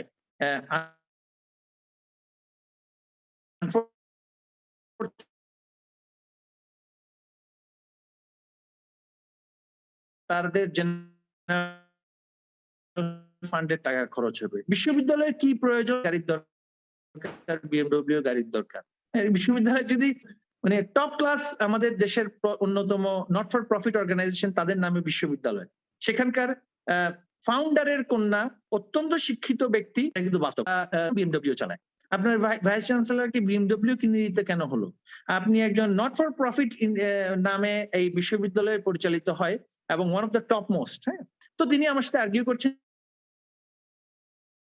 না এটা একটা ব্র্যান্ডের সাথে সমস্যা কি, আমি লাক্সারিয়াস ব্র্যান্ড আমি জানি না। সিঙ্গাপুর থেকে ভাইস চ্যান্সেলর ভাড়া করে নিয়ে এসেছেন, বিএমডব্লিউ গাড়ি দিয়েছেন তাকে। এই যে এই ধরনের মেটেরিয়ালিস্টিক একটা অতিমাত্রায় একটা ভোগবাদী চিন্তা ভাবনা থাকলে জ্ঞান কোথা থেকে সৃষ্টি হবে?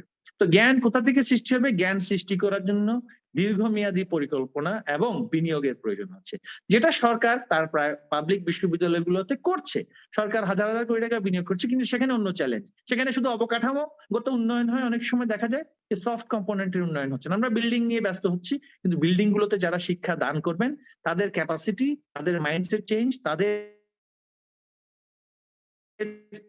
মানে যে আমরা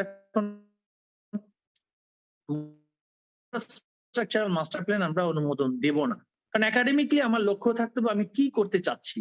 একাডেমিয়ার প্রয়োজনে আমি খরচ করব, আবার সেই একাডেমিয়াকে ইন্ডাস্ট্রি ড্রিভেন হতে হবে, কারণ আমার সন্তানকে কিন্তু কর্মমুখী করতে হবে, কর্মসংস্থান উপযোগী করতে হবে। অনেক চ্যালেঞ্জ, এই চ্যালেঞ্জ গুলো আশা করি আমরা আমাদের সামনের যে চ্যালেঞ্জ আমরা চেষ্টা করছি এই চ্যালেঞ্জ গুলো মানে সেগুলোকে, সেই প্রতিবন্ধকতা গুলোকে আমরা কিভাবে অতিক্রম করবো সেটা দেখতে। এর মধ্যে আমাদের বাজেট জয়, তার কল্যাণে যে ডিজিটাল আমাদের মাননীয় প্রধানমন্ত্রী সন্তান বঙ্গবন্ধু দরিদ্র সজীব বাজেট জয়, তার কল্যাণে যে ডিজিটাল বাংলাদেশ দিয়ে আমাদের প্রচুর উদ্ভাবনী শিক্ষার্থী, উদ্ভাবক শিক্ষার্থীরা সেটাকে ব্যবহার করে অনেক ই কমার্স আসছে, অনেক ইনোভেশন আসছে। এর মধ্যে আমরা দেখছি যে রেগুলেটরি চ্যালেঞ্জেস আছে, অনেক স্ক্যামও হচ্ছে। এখন কোনটা স্ক্যাম আর কোনটা ইনোভেশন সেটা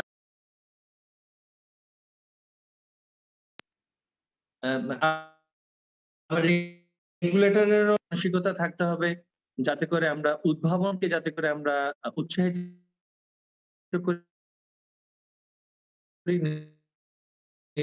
উৎসাহিত না করি। তো সবকিছু মিলিয়েই আমাদের কাজ না করি, তো সবকিছু মিলিয়েই আমাদের কাজ করতে হবে ইমেজ ক্রিয়েশনের জন্য। অর্থ আর আমাদের একাডেমিয়াকেও ইন্ডাস্ট্রি ড্রিভেন কারিকুলাম সাজাতে হবে। তার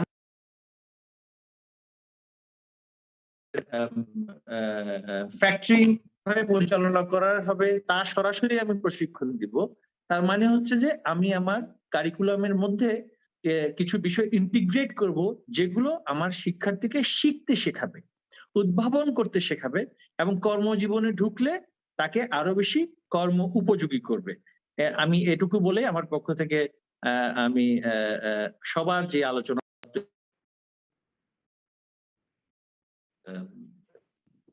সবাইকে ধন্যবাদ জানিয়ে আমি শেষ করছি। আমাদের মাননীয় মন্ত্রী মহোদয় আমাকে কল করতে, সংযুক্ত আছি, তবে সবাইকে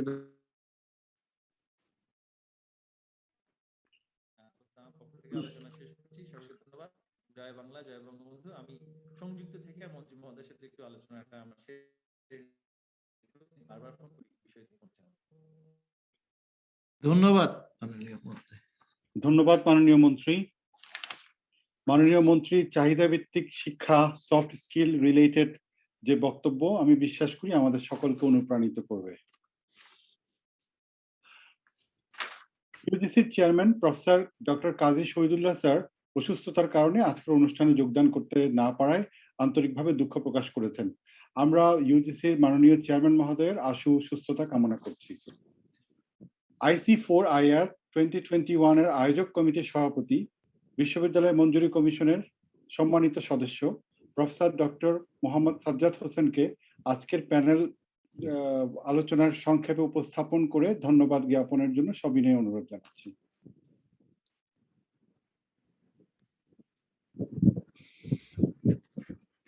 ধন্যবাদ সবাইকে যারা আজকে মাননীয় উপমন্ত্রী উনি দীর্ঘক্ষণ ধরে প্রথম থেকে 7:30 থেকেই উনি যোগদান করেছেন এবং বিশেষভাবে আমি মাননীয় মন্ত্রীকে তার দিক নির্দেশনামূলক বক্তব্যের জন্য বিভিন্ন সেক্টরকে উনি সবসময় বলেন যে প্রায়োগিক শিক্ষাকে আমাদের বিশ্ববিদ্যালয় পর্যায়ে এবং মাইন্ডসেট পরিবর্তন করতে হবে।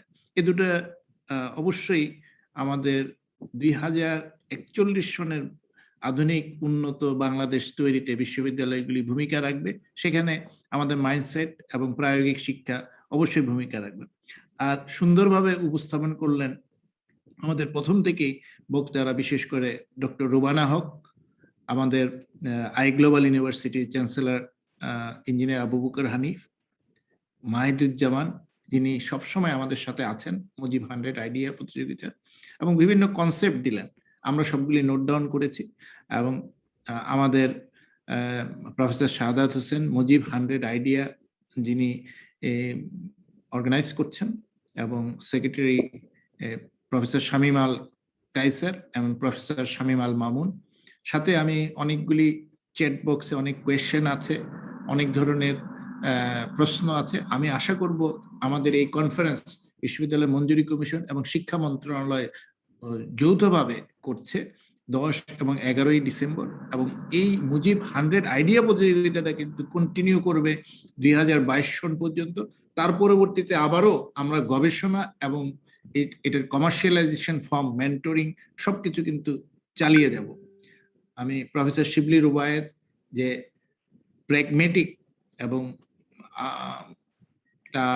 ওনার শিক্ষকতা সাথে সাথে ইন্ডাস্ট্রির রেগুলেটরি বডি হিসাবে উনি সরাসরি দেখতে পাচ্ছেন বাংলাদেশের চাহিদা কোন দিকে, এবং আমাদের শিক্ষা মন্ত্রণালয় আমাদের বিশেষভাবে জোর দিচ্ছেন নতুন শিক্ষা ব্যবস্থা, নতুন একটা ইকোসিস্টেম গড়ে তোলার জন্য। আমি আশা করি মাননীয় প্রধানমন্ত্রী যে ভিশন, গতকালের বক্তব্যেও উনি বলছেন গবেষণার কথা, এবং বলেছেন শিক্ষকরা গবেষণা করছে না বা করা আরো বেশি করে প্রয়োজন, এবং শিক্ষকদের গবেষণায় মানে বিশ্ববিদ্যালয়গুলি গবেষণার ক্ষেত্র হওয়া দরকার। সেই কারণে সবাইকে এগিয়ে আসতে হবে। এতটুকু বলেই আমি মনে করি 4th industrial revolution and beyond, এখানে আমাদেরকে পিছিয়ে পড়ার কোনো সুযোগ নেই।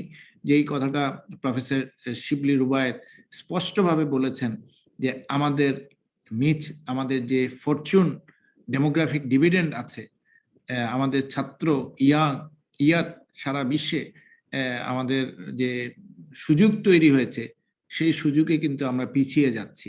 সেটা আমাদের বিশ্ববিদ্যালয়কে, আমাদের সরকারকে বা আমাদের বিশ্ববিদ্যালয় মঞ্জুরি কমিশনে যে দিক নির্দেশনা দিলেন আমাদের মন্ত্রী মহোদয়, যে আমাদেরকেও রেগুলেটরদেরকেও মাইন্ডসেট চেঞ্জ করতে হবে, এবং নতুন নতুন চিন্তাকে নিয়ে এক্সিকিউটিভ লার্নিং এর কথা যেটা বললেন, লাইফ লং লার্নিং, রিস্কিলিং এবং ক্রিটিক্যাল থিঙ্কিং সবকিছু কিন্তু এডুকেশনের একটি পার্ট।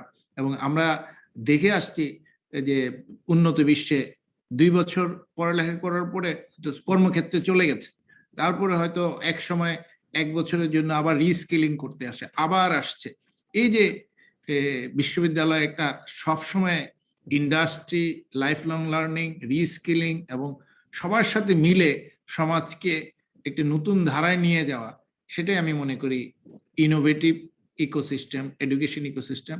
বাট আমাদের কনটেক্সটকে, আমাদের সামাজিক বাস্তবতাকে সামনে রেখেই করতে হবে, এবং আমাদের নিজস্ব মেধাকে সাথে রেখেই করতে হবে। এতটুকু বলে আপনাদের সবাইকে আমি ধন্যবাদ জানাচ্ছি, যারা শুনছেন এতক্ষণ ধরে, এবং সাংবাদিক যারা আছেন, আমাদের ছাত্রছাত্রীরা যারা আছে, এবং আমাদের শিক্ষক মন্ডলী, সম্মানিত শিক্ষক মন্ডলী অনেকেই আছেন এবং লাইভে আছেন, অনেকে লাইভ শুনবেন।